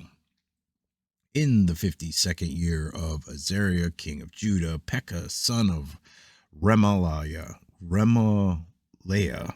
became king over Israel in Samaria and reigned 20 years. He did evil in the sight of the Lord. He did not depart from the sons of Jeroboam, son of Nebat, which he made Israel sin. In the days of Pekah, king of Israel, Tiglath-Pileser, king of Assyria, came and captured Ijon and Abel Beth Makkah and Genoa and Kadesh and Hazor and Gilead and Galilee and the land of Naphtali, and he carried them captive to Assyria.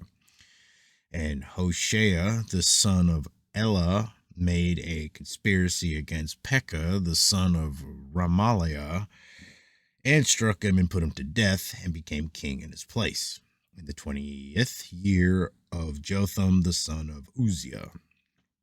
Now the rest of the acts of Pekah and all that he did, behold, they are written in the books of Chronicles of the kings of Israel. Jotham over Judah. In the 2nd year of Pekah, the son of Ramaliah, king of Israel, Jotham, the son of Uzziah, king of Judah, became king. He was 25 years old when he became king, and he reigned 16 years in Jerusalem, and his mother's name was Jerusha, the daughter of Zadok. Did what was right in the sight of the Lord. He did according to all that his father Uzziah had done. Only the high places were not taken away. The people still sacrificed and burned incense on the high places. He built the upper gate of the house of the Lord. Now the rest of the acts of Jotham and all that he did, are they not written in the book of Chronicles of the kings of Judah? Those days the Lord began to send Rezin, king of Aram, and Pekah, the son of Ramahaliah, against Judah.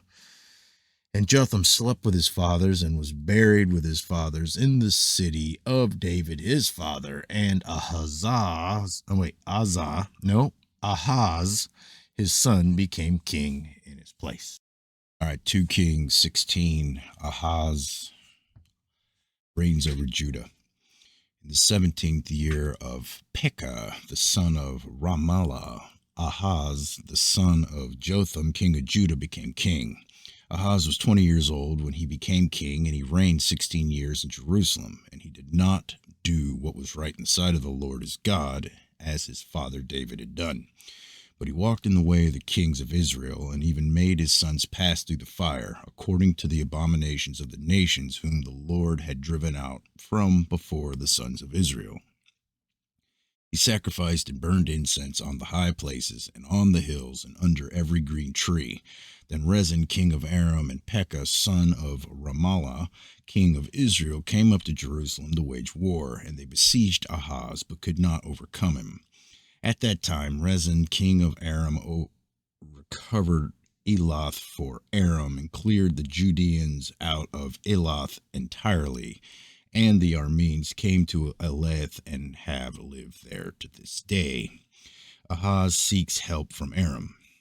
So Ahaz sent messengers to Tiglath-Pileser, king of Assyria, saying, I am your servant and your son. Come up and deliver me from the hand of the king of Aram and from the hand of the king of Israel, who are rising up against me.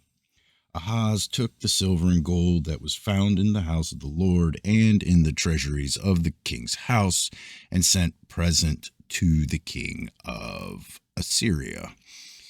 So the king of Assyria listened to him, and the king of Assyria went up against Damascus and captured it, and carried the people of it away into exile to Kir, and put Rezin to death. Damascus falls. King Ahaz went to Damascus to meet Tiglath-Pileser, king of Assyria, and saw the altar which was at Damascus. And King Ahaz sent up to Uriah the priest, the pattern of the altar and its model according to all its workmanship. So Uriah the priest built an altar according to all that King Ahaz had sent from Damascus. Thus Uriah the priest made it before the coming of King Ahaz from Damascus. And the king came from Damascus. The king saw the altar. Then the king approached the altar and went up on it, and burned his burnt offering and his meal offering, and poured his drink offering, and sprinkled the blood of his peace offering on the altar. The bronze altar which was before the Lord he brought from the front of the house, from between his altar and the house of the Lord, and he put it on the north side of his altar. Then King Ahaz commanded Uriah the priest, saying, Upon the great altar burn the morning burnt offering and the evening meal offering, and the king's burnt offering and his meal offering, with the burnt offering of all the people of the land, and their meal offering and their drink offerings, and sprinkle on it all the blood of the burnt offering and all the blood of the sacrifice. But the bronze altar shall be for me to inquire by. So Uriah the priest did according to all that King Ahaz commanded. Then King Ahaz cut off the borders of the stands and removed the laver from them. He also took down the sieve from the bronze oxen which were under it, and put it on a pavement of stone. The covered way for the Sabbath which they had built in the house, and the outer entry of the king, he removed from the house of the Lord because of the king of Assyria. Hezekiah reigns over Judah. Now the rest of the acts of Ahaz which he did, are they not written in the book of Chronicles of the kings of Judah? So Ahaz slept with his fathers, and was buried with his fathers in the city of David, and his son Hezekiah reigned in his place. 2 Kings 17, Hoshea reigns over Israel.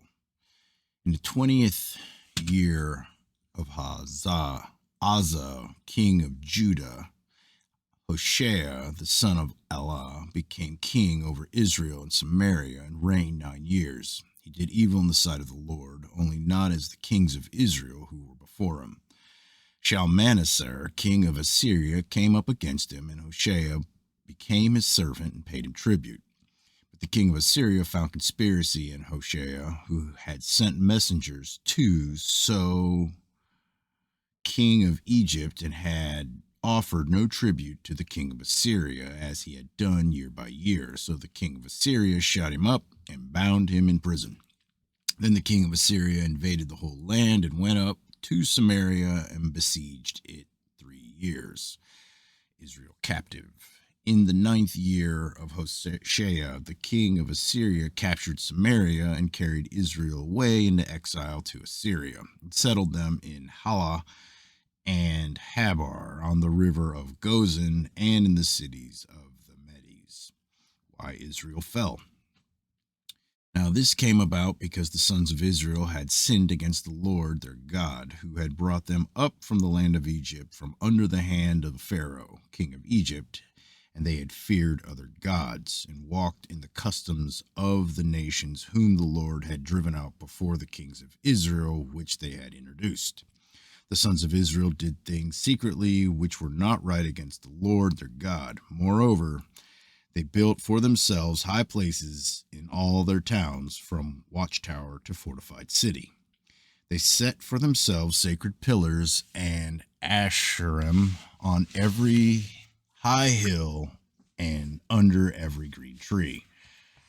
And there they burned incense on all high places as the nations did, which the Lord had carried away to exile before them. And they did evil things, provoking the Lord. They served idols, concerning which the Lord had said to them, "You shall not do this thing." Yet the Lord warned Israel and Judah through all his prophets and every seer, saying, "Turn from your evil ways and keep my commandments, my statutes, according to all the law which I commanded your fathers, and which I sent to you through my servants, the prophets." However, they did not listen, but stiffened their neck like their fathers, who did not believe in the Lord their God. They rejected his statutes and his covenant which he made with their fathers, and his warnings with which he warned them. And they followed vanity and became vain, and went after the nations which surrounded them, concerning which the Lord had commanded them not to do like them. They forsook all the commandments of the Lord their God, and made for themselves molten images, even to calves, and made an Asherah, and worshipped all the host of the heaven, and served Baal. And they made their sons and their daughters pass through the fire, and practiced divination and enchantments, and sold themselves to do evil in the sight of the Lord, provoking him. So the Lord was very angry with Israel, and removed them from his sight. None was left except the tribe of Judah. Also Judah did not keep the commandments of the Lord their God, but walked in the customs which Israel had introduced. The Lord rejected all the descendants of Israel, and afflicted them, and gave them into the hands of plunderers, until he had cast them out of his sight. When he had torn Israel from the house of David, they made Jeroboam the son of Nebat king. Then Jeroboam drove Israel away from following the Lord, and made them commit a great sin. The sons of Israel walked in all the sins of Jeroboam, which he did. They did not depart from them, until the Lord removed Israel from his sight, as he spoke through all his servants, the prophets. So Israel was carried away into exile from their own land to Assyria until this day. Cities of Israel filled with strangers.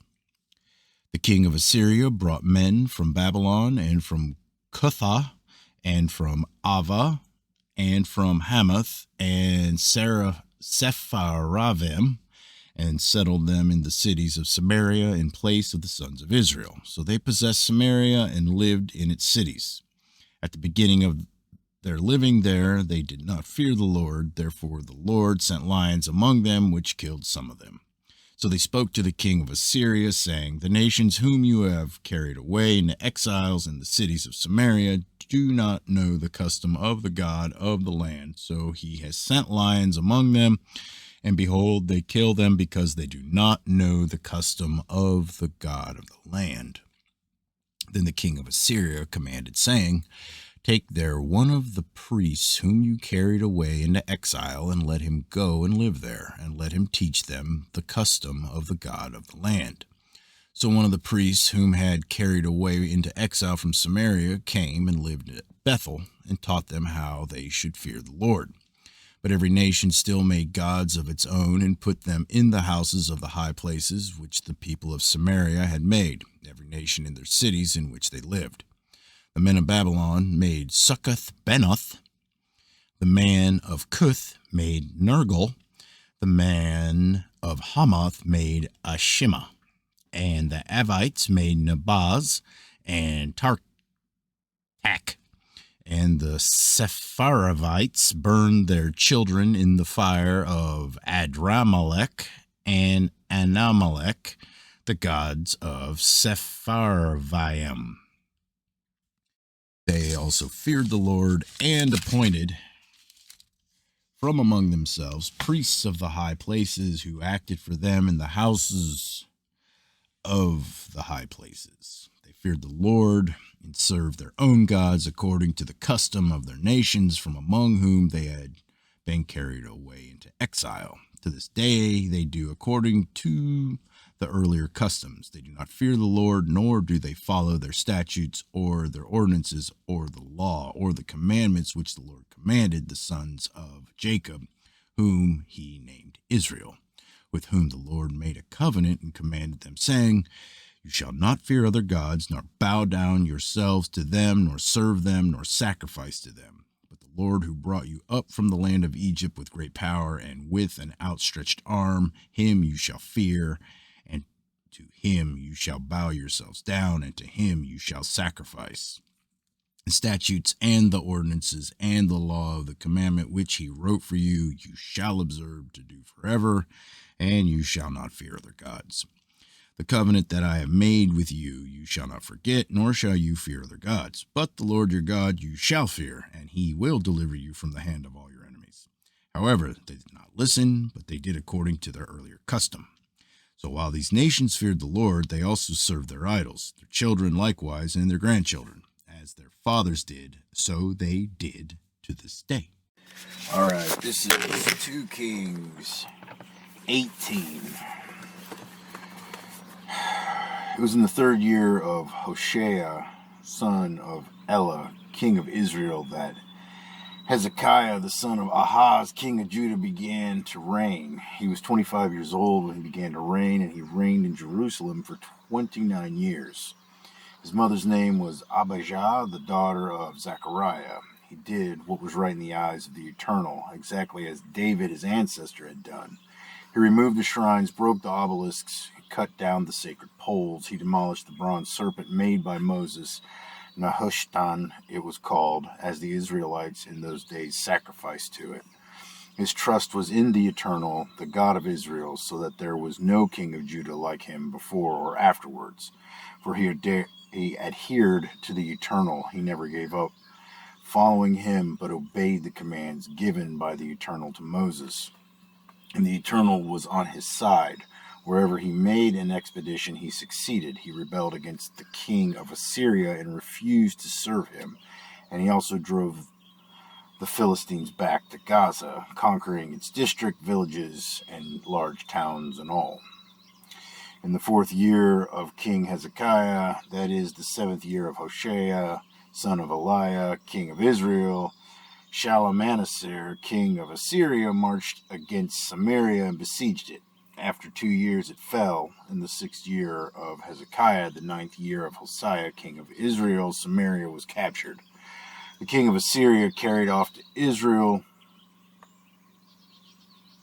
to Assyria, settling them in Hala and on the Habar, the river of Gozan, and throughout the cities of Media, because they had not listened to the Eternal, their God, but had broken his compact, refusing to heed or to obey anything that Moses, servant of the Eternal, had laid down. Now, I'm reading the Moffat today, which is weird. I don't have my normal book, that I've been reading out of since the beginning, and I just happened to sit down because I'm out away from the house, and they don't have 2 Kings 19 in here, which I find fascinating. I don't know why. I'll be researching that, but it jumps to 2 Kings 20. So I don't know what that 2 Kings 19 was all about. I've got to look into that. Anyways, 2 Kings 20. Now Hezekiah fell ill and was at the point of death. The prophet Isaiah, the son of Amoz, went and gave him this message from the Eternal. Put your affairs in order, for you are to die, not to recover. Then Hezekiah turned his face to the wall and prayed to the Eternal. O Eternal, pray, remember how loyal and wholehearted my life has been in thy presence, and how I have done right in thy sight.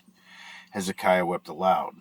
Before Isaiah had left the courtyard, this word of the Eternal came to him. Go back and tell Hezekiah, the prince of my people, that the Eternal, the God of his father David, declares, I have heard your prayers, I have seen your tears, and now I heal you. The day after tomorrow you will be able to go up to the temple of the Eternal. I will add 15 years to your life. I will rescue both you and this city from the king of Assyria. I will defend this city for my own sake and for the sake of my servant David. Isaiah ordered a poultice of figs to be applied to the eruption, and he might recover. And when Hezekiah asked Isaiah, what is the sign that Eternal will heal me and let me go up to the temple of the Eternal the day after tomorrow? Isaiah replied, here is a sign for you from the Eternal that the Eternal will do as he has promised. Choose, shall the shadow move forward or backward 10 steps? Hezekiah said, "It is easy for yonder shadow to move forward 10 steps. Rather, let the shadow move back 10 steps." Then the prophet Isaiah called to the Eternal, who brought the shadow back for 10 steps, which it had advanced on the sundial of Ahaz. It was then that Merodach-Baladan, son of Baladan, king of Babylon, sent eunuchs with a present to Hezekiah.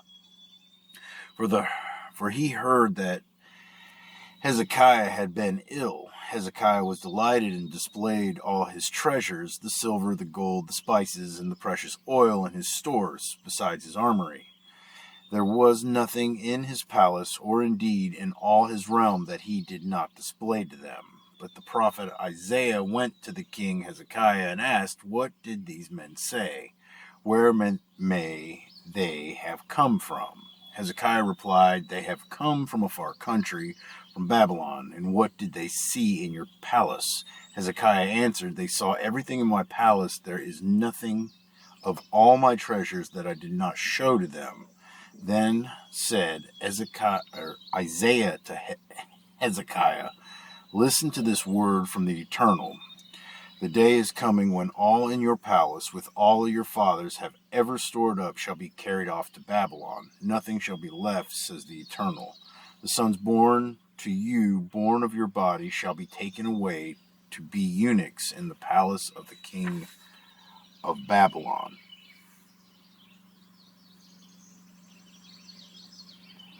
"Very good," says Hezekiah. "It is the word of the Eternal you utter," thinking to himself that there would be no trouble or change, at least so long as he was alive. So then I flip the page, and now I'm confused. Okay. 18. It was the third year. Then it goes back to 2. So I read 2 Kings 18.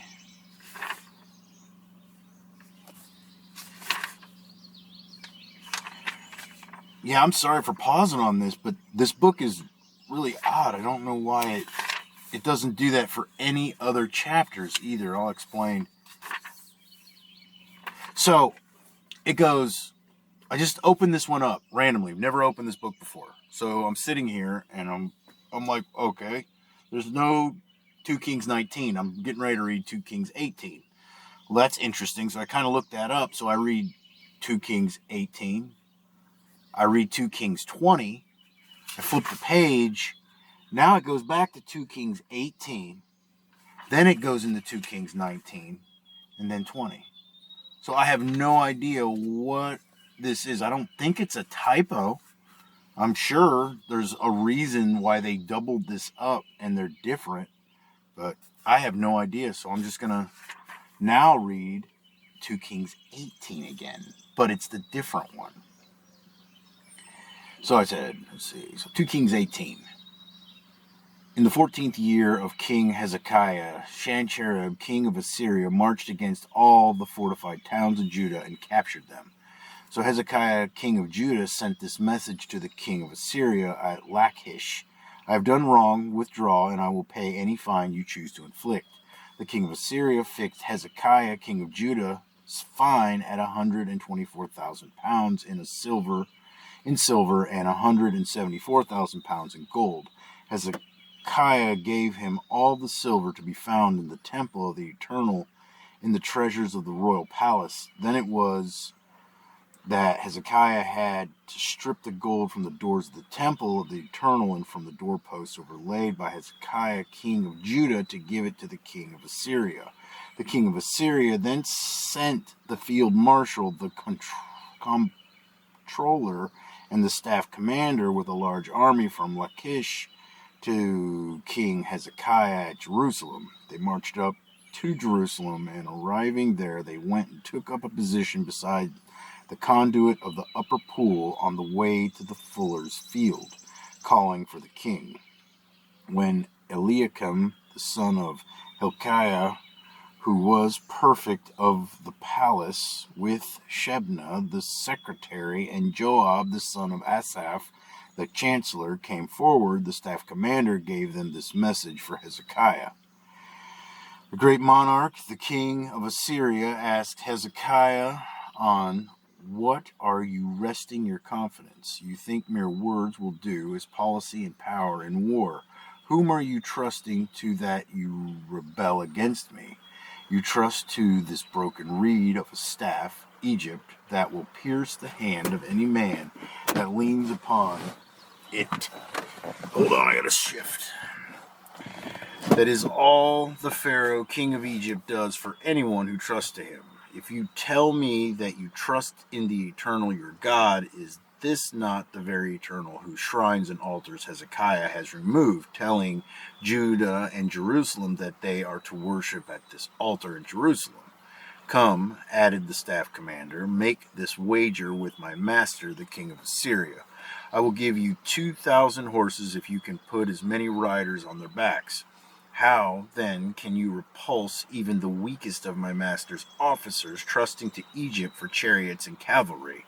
Have I marched against this place to destroy it, without the Eternal's sanction? No, the Eternal told me to march against this country and destroy it."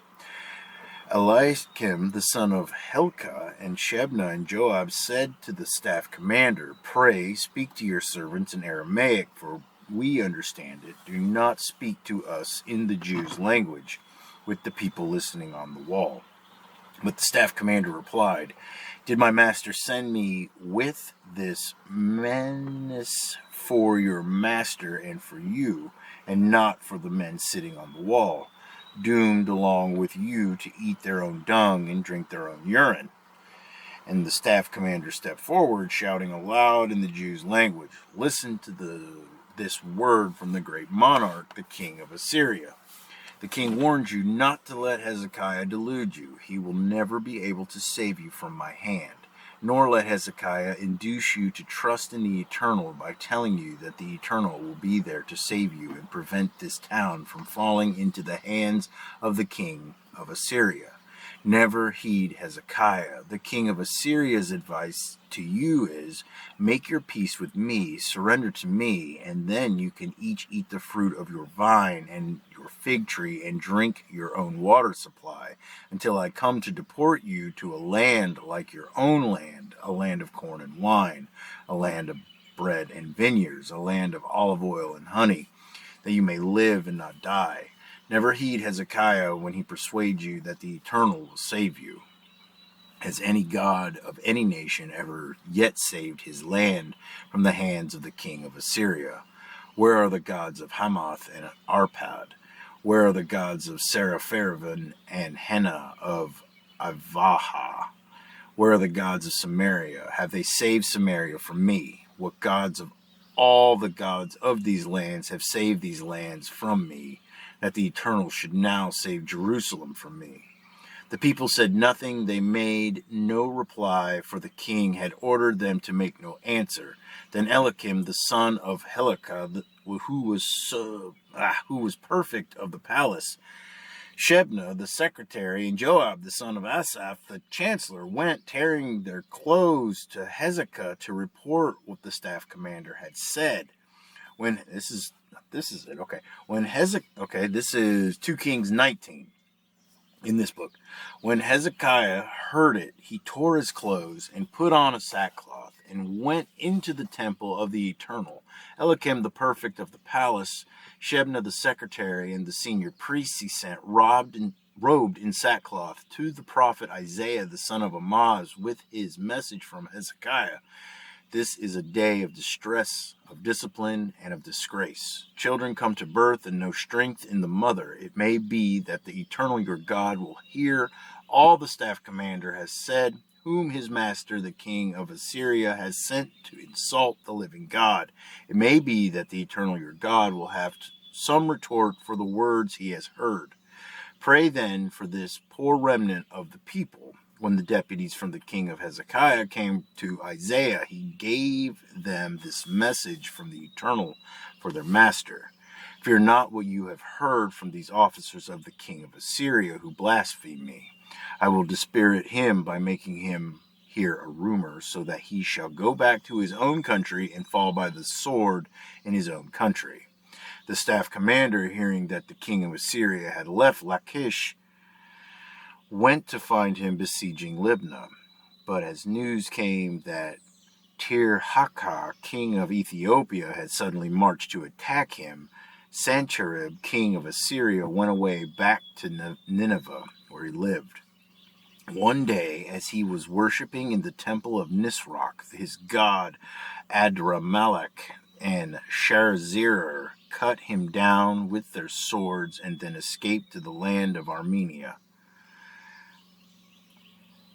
Esarhaddon, his son, reigned instead of him. He sent messengers to Hezekiah with this message for Hezekiah, king of Judah. Let not your God in whom you trust delude you by promising that Jerusalem shall not fall into the hands of the king of Assyria. You have heard what the kings of Assyria have done to all the lands by way of utter destruction, and are you to escape? Were the nations whom my fathers destroyed saved by their gods? Gozan, Haran, Rezeph, and the Edenites of Telassar. Where is the king of Hamath, the king of Arpad, the king of the city of Seraphervin, the king of Hena, or the king of Iva?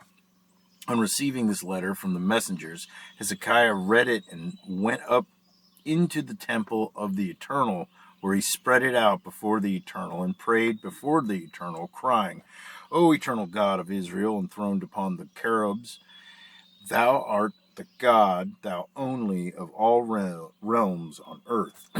Thou hast made heaven and earth. Bend thine ear, O Eternal, listen. Open thine eyes, O Eternal, look.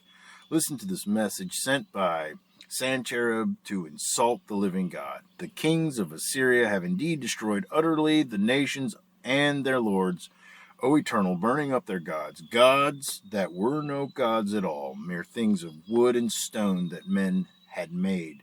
So they were destroyed.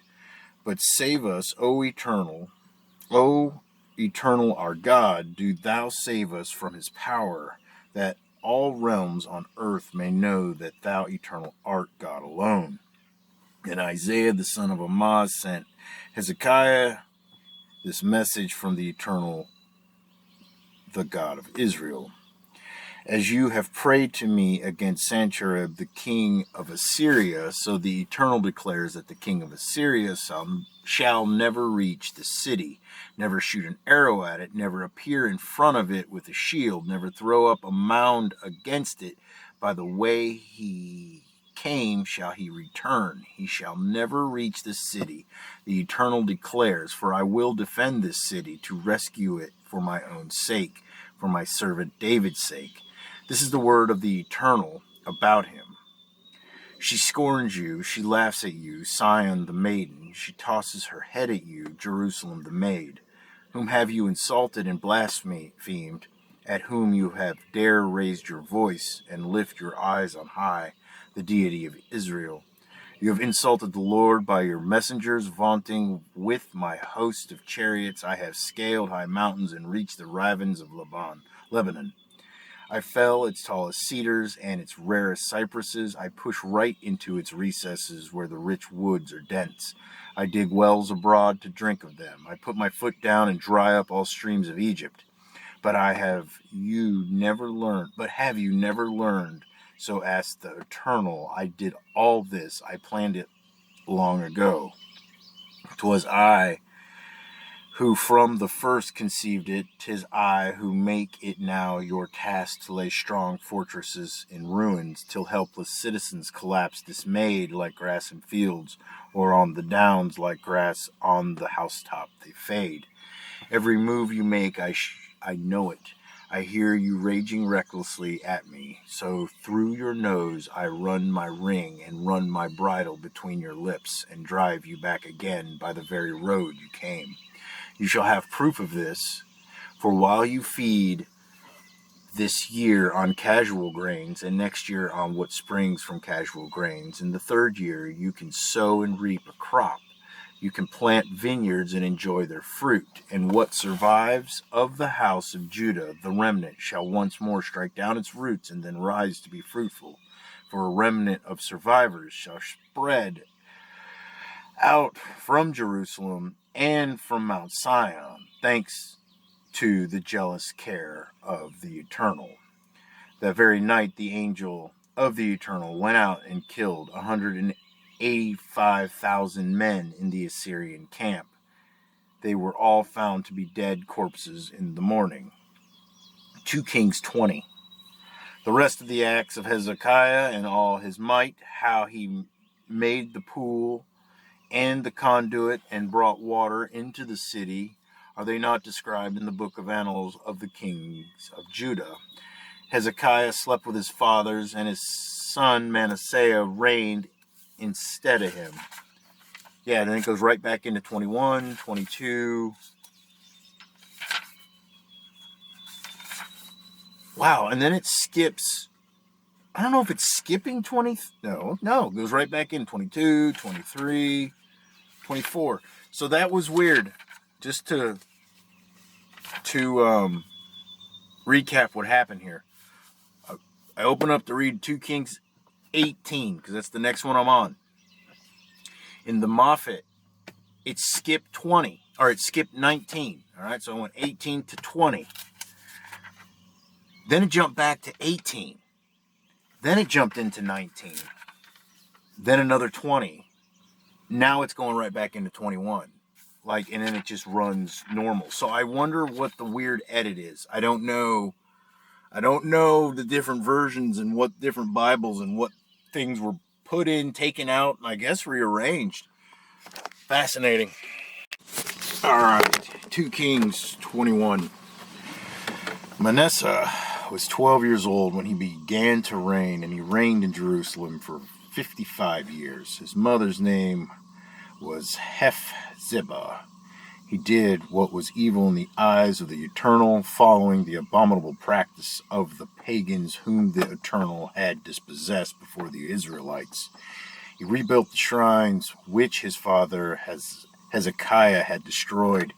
He erected altars to Baal and made an image of Astarte, as Ahab, king of Israel, had done. He worshipped all the stars and did homage to them.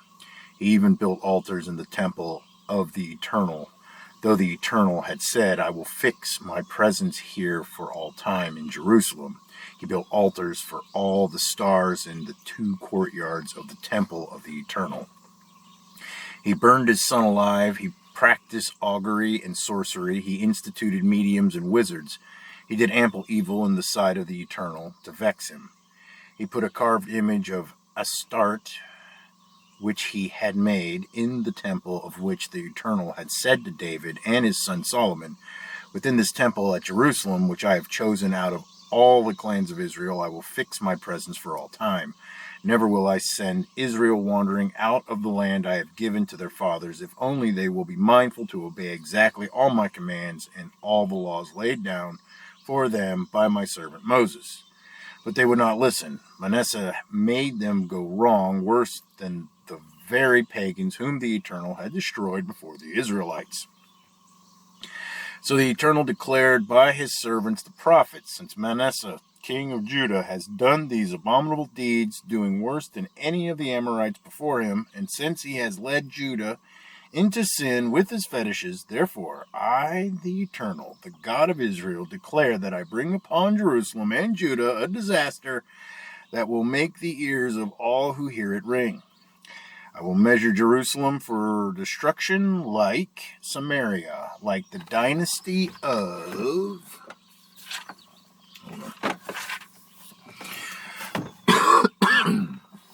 Ahab, and I will wipe Jerusalem empty as a man wipes a dish, wiping it and turning it upside down. I will cast away the survivors of my heritage, handing them over to their foes, till they become the prey and plunder of all their foes, because they have done evil in my sight and vexed me ever since the day their fathers left Egypt. Manasseh also sacrificed many innocent people, till he filled Jerusalem with murders from end to end, besides the sin into which he led Judah by doing evil in the sight of the Eternal. As for the rest of Manasseh's deeds, all he did, and the sin he committed, are they not described in the book of the annals of the kings of Judah? Manasseh slept with his fathers and was buried in the garden of his own palace, in the garden of Azariah. Amon, his son, reigned instead of him. Amon was 22 years old when he began to reign, and he reigned in Jerusalem for 2 years. His mother's name was Meshullemeth, the daughter of Haruz of Jotbah. He did what was evil in the eyes of the Eternal, like his father Manasseh, and he followed all the lines of his father, serving the fetishes that his father served and worshiping them. He abandoned the Eternal, the God of his fathers, and would not live on the lines of the Eternal. The officers of Ammon conspired against him and murdered the king in his palace. But the nation killed all the conspirators and elected Ammon's son, Josiah, to reign instead of him. As for the rest of the acts of Ammon, are they not described in the book of the annals of the kings of Judah? He was buried in his tomb in the garden of Azariah, and his son Josiah reigned instead of him. That's it. All right, 2 Kings 22. Josiah succeeds Ammon. Josiah was 8 years old when he became king, and he reigned 31 years in Jerusalem. And his mother's name was Jedediah, the daughter of Adidah of Boskath. He did right in the sight of the Lord and walked in all the way of his father David, nor did he turn aside to the right or to the left. Now, in the 18th year of King Josiah, the king of Shaphan, the son of Azaliah, the son of Meshullam, the scribe, to the house of the Lord, saying, Go up to Hilkiah, the high priest, that he may count the money brought into the house of the Lord, which the doorkeepers have gathered from the people.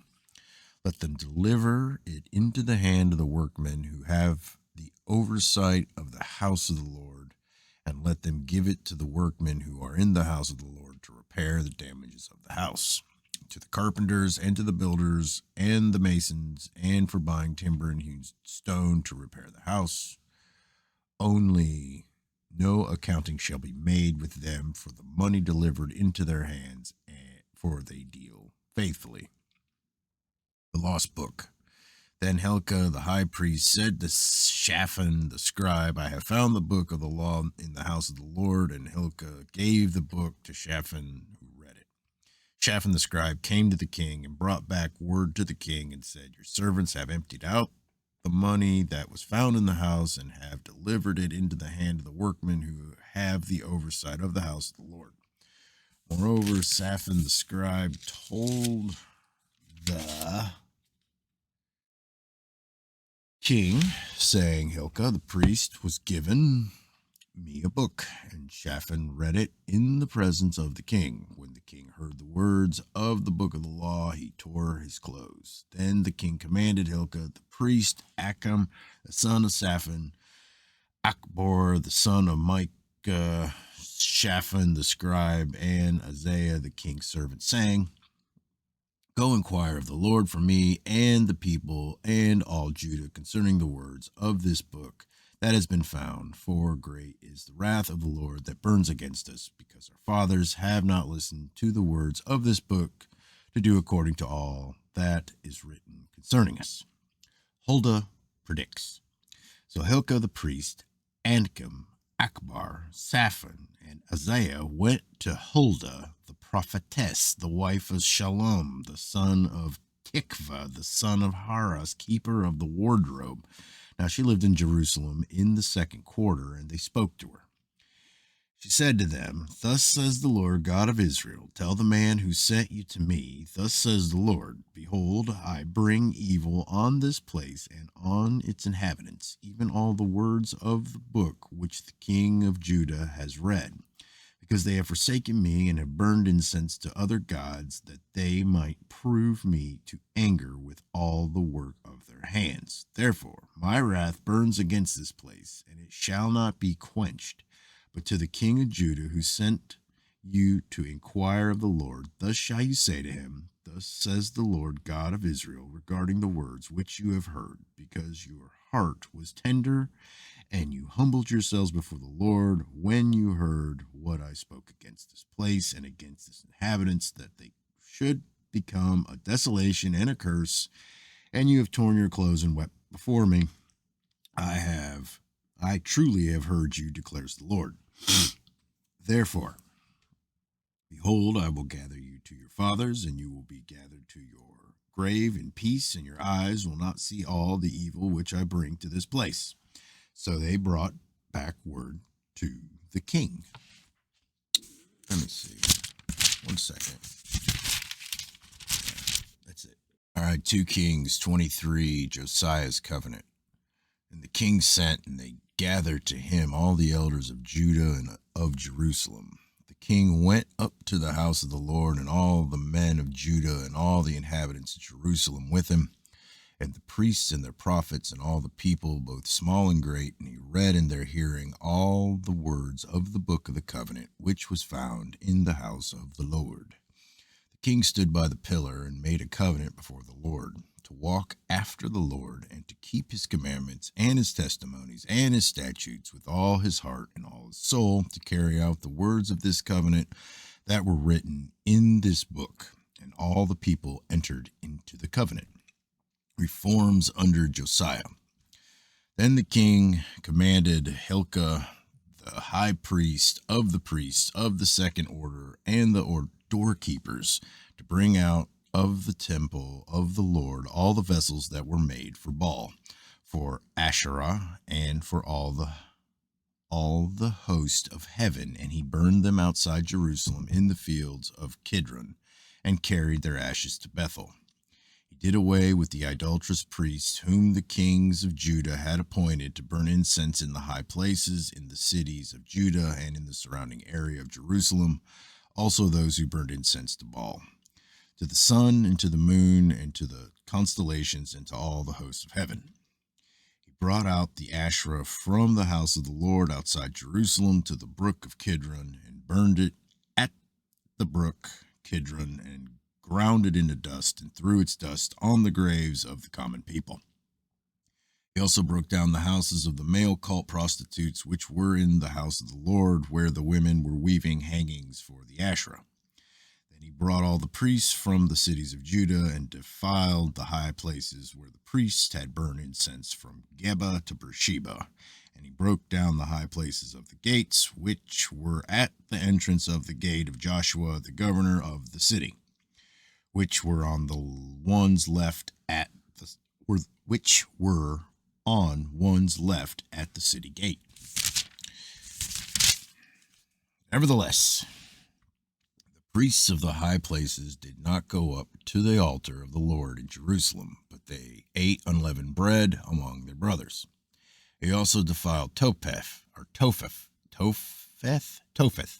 which is in the valley of the son of Hinnom, that no man might make his son or his daughter pass through the fire for Moloch. He did away with the horses which the kings of Judah had given to the sun at the entrance of the house of the Lord by the chamber of Nathan-Melech the official, which was in the precincts, and he burned the chariots of the sun with fire. The altars which were on the roof, the upper chamber of Ahaz, which the kings of Judah had made, and the altars which Manasseh had made in the 2 courts of the house of the Lord, the king broke down, and he smashed them there and threw their dust into the brook of Kidron. The high places which were before Jerusalem, which were on the right of the mount of destruction, which Solomon the king of Israel had built for Ashtoreth, the abomination of the Sidonians, and for Chemosh, the abomination of Moab, and for Milcom, the abomination of the sons of Ammon, the king defiled. He broke into pieces the sacred pillars and cut down the Asherim and filled their places with human bones. Furthermore, the altar that was at Bethel and the high place which Jeroboam the son of Nebat, who made Israel sin, had made, even the altar and the high place he broke down. Then he demolished its stones, ground them in the dust, and burnt the Asherah. Now when Josiah turned, he saw the graves that were on the mountain, and he sent and took the bones from the graves and burned them on the altar and defiled it, according to the word of the Lord which the man of God proclaimed, who proclaimed these things. Then he said, "What is this monument that I see?" And the men of the city told him, "It is the grave of the man of God who came from Judah and proclaimed these things which you have done against the altar of Bethel." He said, "Let him alone. Let no one disturb his bones." So they left his bones undisturbed with the bones of the prophet who came from Samaria. Josiah also removed all the houses of the high places which were in the cities of Samaria, which the kings of Israel had made, provoking the Lord. And he did to them just as he had done in Bethel. All the priests of the high places who were there he slaughtered on the altars and burned human bones on them. Then he returned to Jerusalem. Passover reinstituted. Then the king commanded all the people, saying, "Celebrate the Passover to the Lord your God, as is written in this book of the covenant." Surely such a Passover had not been celebrated from the days of the judges who judged Israel, nor in all the days of the kings of Israel and the kings of Judah. But in the 18th year of the king of Josiah, this Passover was observed to the Lord in Jerusalem.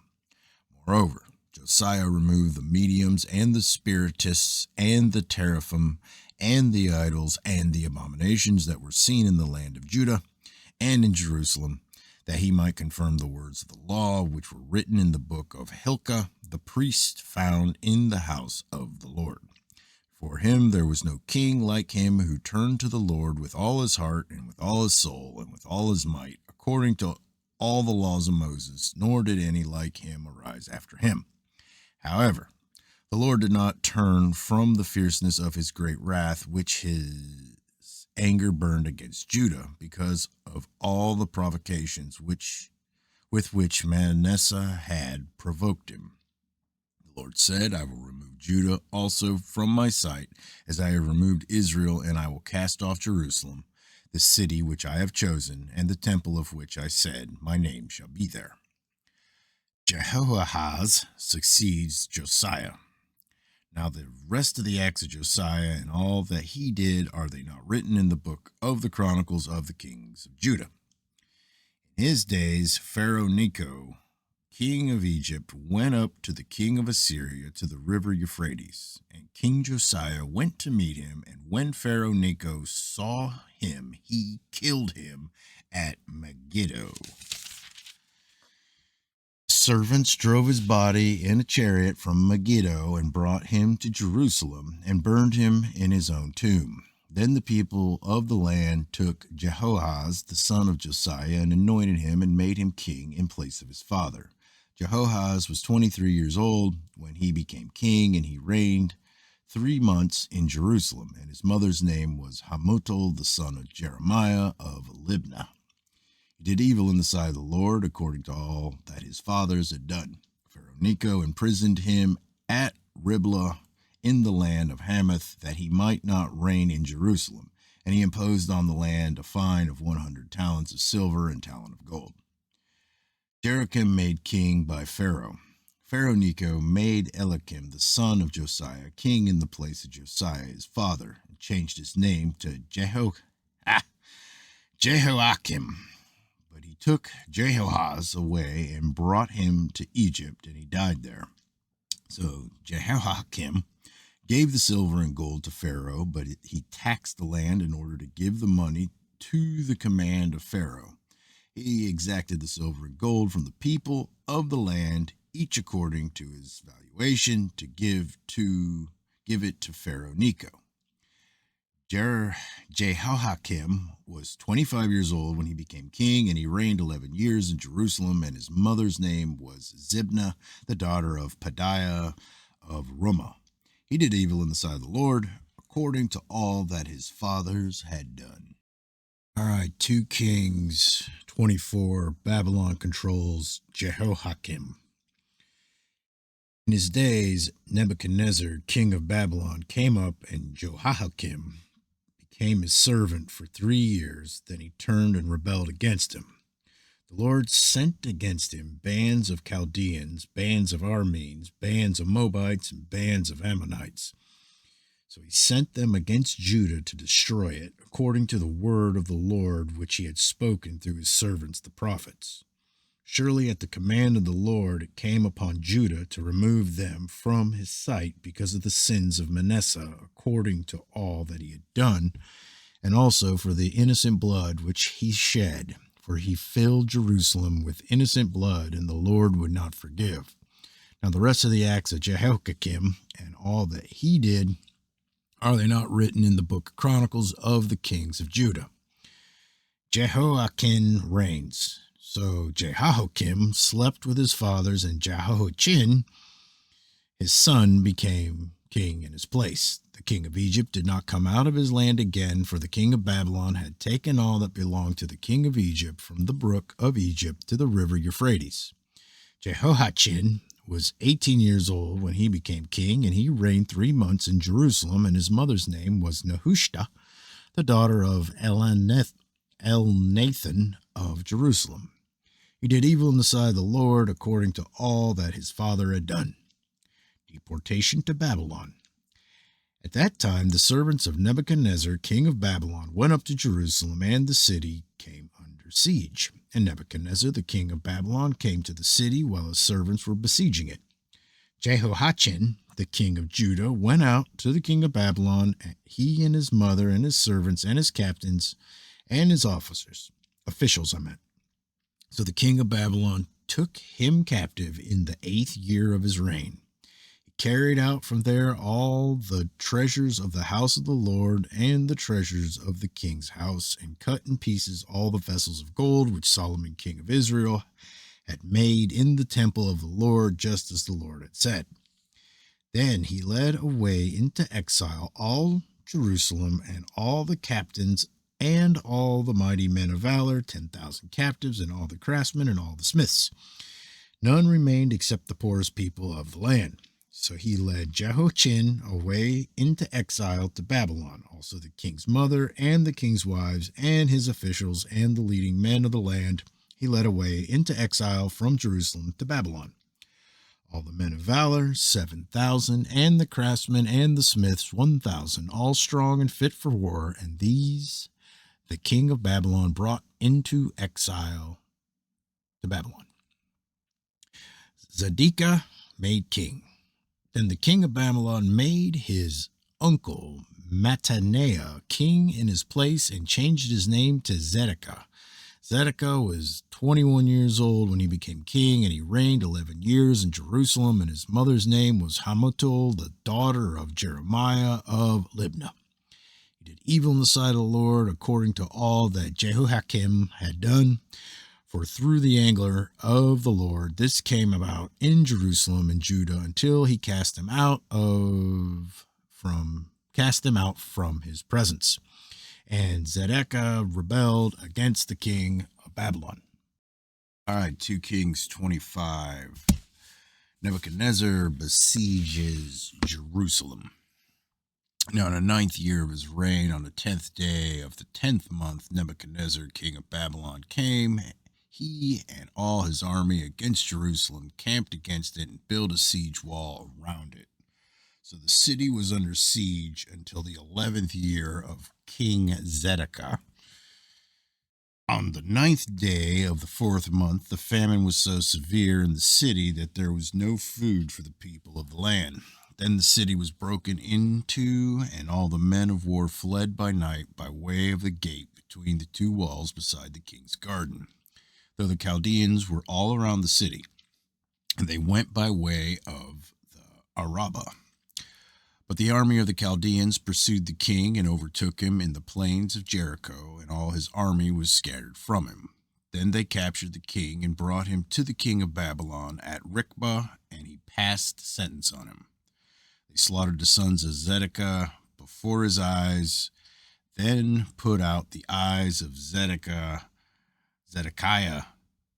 and bound him with bronze feathers and brought him to Babylon. Jerusalem burned and plundered. Now on the 7th day of the 5th month,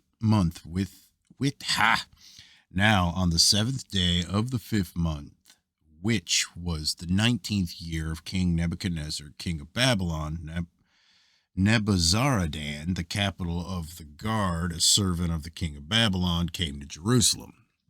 He burned the house of the Lord, the king's house, and all the houses of Jerusalem, even every great house he burned with fire.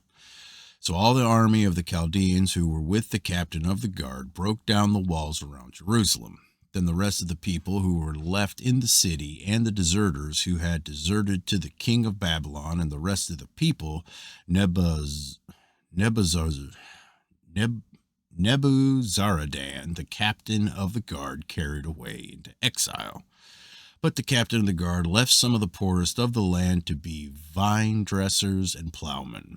Now the bronze pillars which were in the house of the Lord, and the stands and the bronze sea which were in the house of the Lord, the Chaldeans broke into pieces and carried the bronze to Babylon.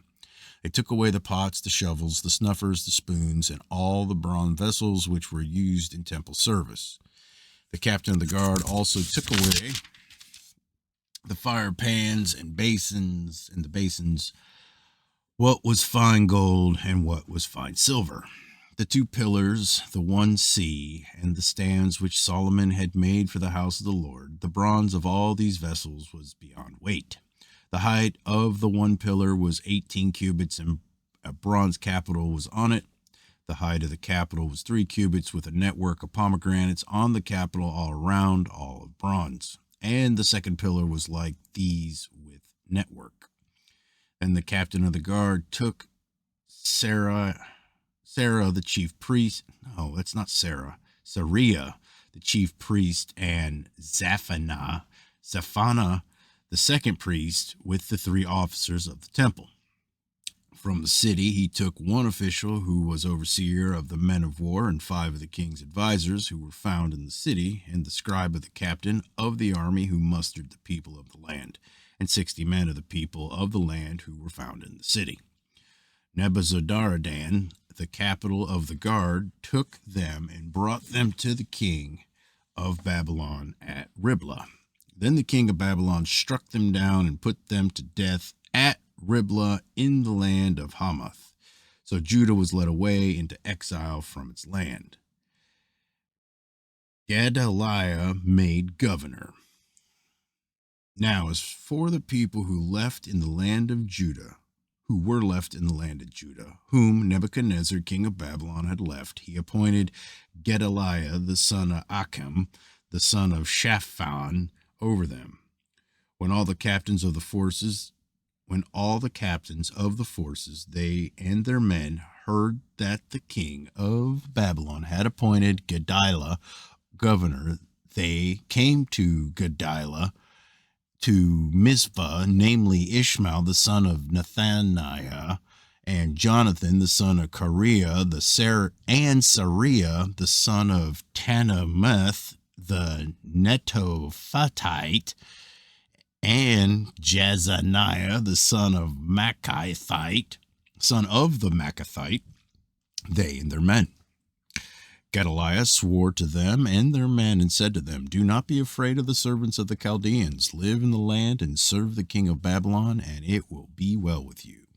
But it came about in the 7th month that Ishmael, the son of Nethaniah, the son of Elishma of the royal family, came with 10 men and struck Gedaliah down so that he died along with the Jews and the Chaldeans who were with him at Mizpah. Then all the people, both small and great, and all the captains of the forces arose and went to Egypt, for they were afraid of the Chaldeans. Now it came about in the 37th year of the exile of Jehoiakim, king of Judah, in the 12th month, on the 27th day of the month, that evil Merodach, king of Babylon, in the year that he became king, released Jehoiachin, king of Judah, from prison. And he spoke kindly to him and set his throne above the throne of the kings who were with him in Babylon. Jehoiachin changed his prison clothes and had his meals in the king's presence regularly all the days of his life. And for his allowance, a regular allowance was given him by the king, a portion for each day, all the days of his life.